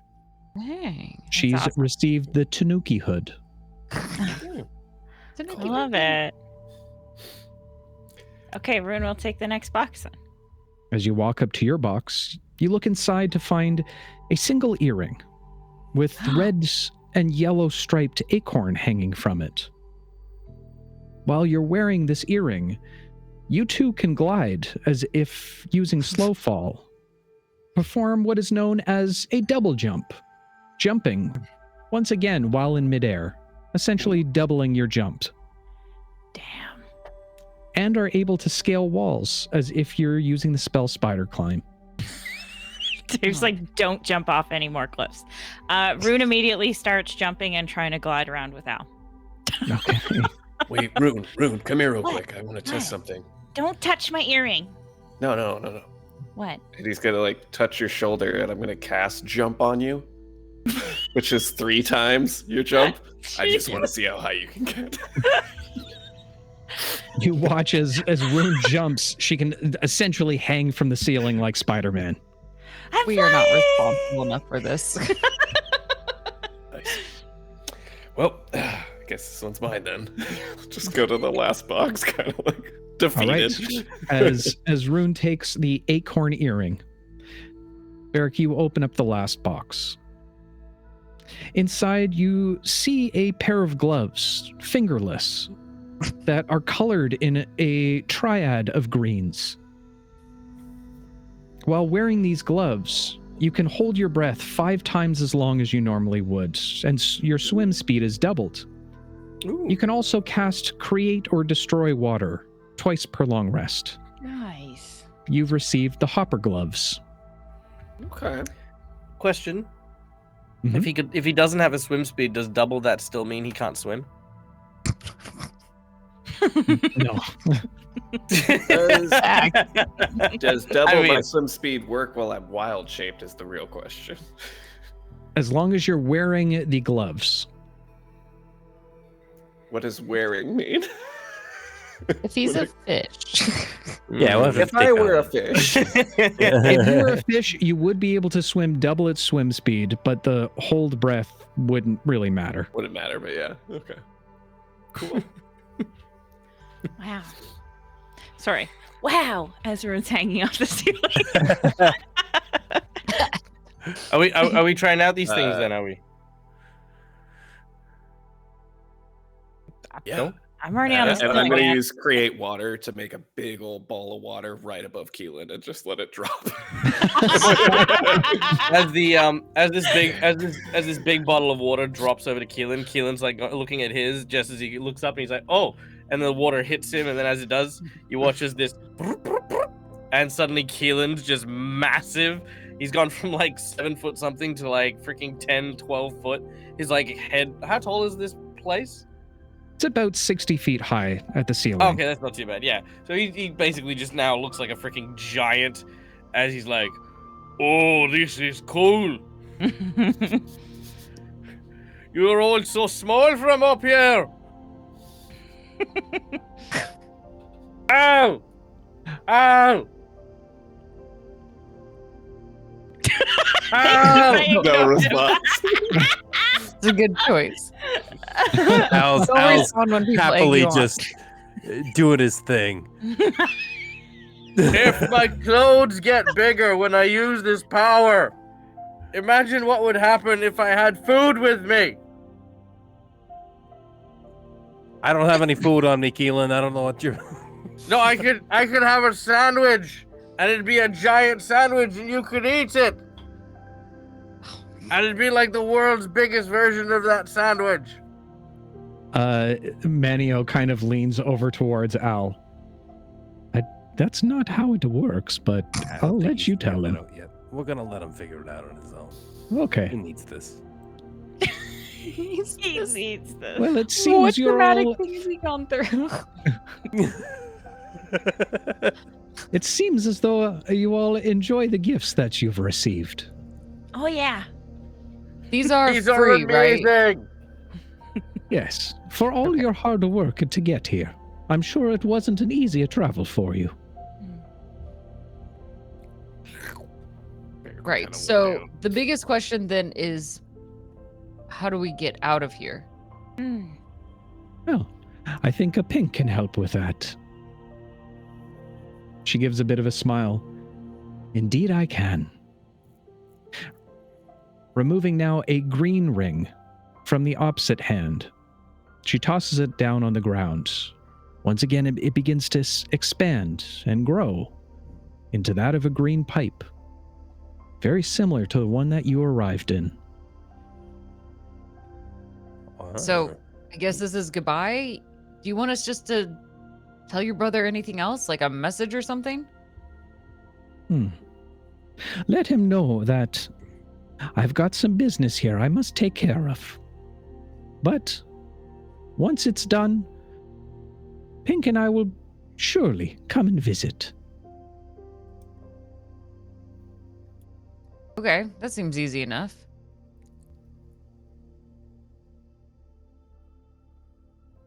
It was nice meeting you. Good luck with, storming the castle or whatever. Thank you. You truly are a warriors. Heroes from another land. Well, I don't know if heroes from another land. Yep, we're heroes from another land, and we should be getting back to that land. So, all right, goodbye. I'm gonna come check on you guys someday to see if you won the war or all lost horribly. How did you phrase it like that? What? That's what the Slightly. possibilities are. There's really only two options here, Vay. It's either... I mean, I know that, but Minnie just says, thanks, see you later, immediately runs towards it yelling, pipe, pipe, pipe, pipe, pipe, pipe, pipe, pipe, and she dives head first into the pipe. I am not going to be the last one. Vea will hop in second. Barrick jumps in after Vea.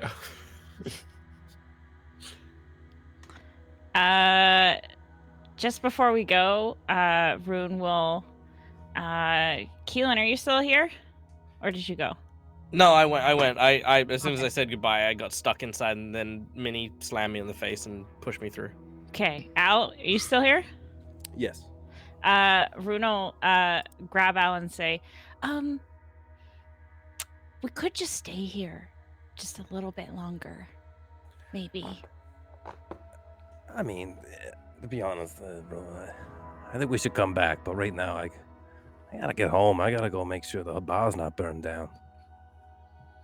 Yeah. But we'll come back. You know, there's still more to figure out with this whole constellation stuff. I think there's more stuff here. Let's just hope that they win the war and we can actually come back. Yeah, there's a lot to figure out, I guess, back home. I just have this... I'm not a very good fortune teller, but I just have this weird feeling like once we go through, everything's going to change. Yeah. Probably. But I think we're getting pretty good at handling change at this point. Bear can just be any animal now. That's true. Well, I hope you're right.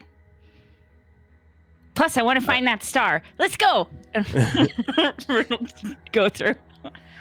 Al's gonna step towards the pipe, and as he's going, he's like, stop for a second. He's gonna turn around. He's been like, Agent Pink. Yes. What were you talking about before? Losing your kingdom, being reduced to like a common person. I got any advice?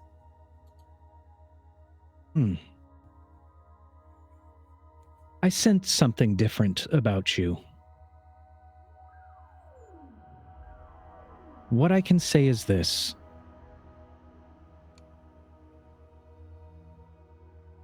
It gives you a new perspective. It gives you a different view of the world. Not from high above a tower, but on the ground. Take those lessons the best that you can. And no matter whether you're on the ground or in your tower, learn to do what's right by the people. For they are what make up our kingdoms. It's the greatest treasure a ruler could have. Yeah. Well, I appreciate that. I think I'm starting to see what you mean a little bit. Oh, and hey, well, next time I'm back here, I got this ground floor opportunity for the biggest food that'll sweep this kingdom. I'll bring it by sometime. I'd like that very much. All right, goodbye. I was just gonna head first, like, dunk. As the last of you vanish into the pipe, feeling once again the familiar tug, the world turns green all around you as you're once away, whisked off to a faraway land. But that, my friends, is going to be a story for another day. Oh. We got cool items. Did it! What a nice little arc. Aw. I like it. We did what we needed to do, and we got a hat. We got a hat. And we got a hat. Yeah, and we got level 3. And we got level 3. There's That's pretty cool. I like Wow, that. level 3? No way. That's Level amazing. 3. Listen, I Say don't it, know about chat. you all. Everyone I in don't chat want to talk about level it. up. Like, that means scarier, bigger, badder things. Like, let's stay here. Look, the No, biggest, boy. baddest thing is never changing because it's fucking gravity, and we all know it. We need to be strong enough to beat gravity. What do you think, chat? Have they earned it? They're all Chat seems saying it. pretty happy Level about 3, level 3. Wow, level 3 Couples, is so amazing. couple in there. Oh, yeah. I don't even think I get anything at level 3 anyway. Yeah, your big thing was level 2. Yeah, wasn't I it? know. Yeah. Level 2 was my big step. You know what? I think you're all right. Congratulations, heroes. Yeah. Welcome Hell to yeah, level dude. 3. We did it. We did it. Upgrading now. Multi-class? Just kidding. Everyone immediately goes to their character sheet. Yeah, of course right we now. do. With that said, folks, that's where we are going to wrap up for the evening. Again, thank you so much for our totally non-copyright little mini arc that we did. That is totally original creations by myself and the cast members. But with that said, I think it's time to head home, and I think we've got a celebration coming up very soon. But with that said, to all the adventurers out there, whether you find yourself dripping with ectoplasm or in a far, far away land, I beg you all one word of caution. Be careful out there. You can trip. We'll see you in the next one, guys. Love you all. Bye. Take care. Bye, guys.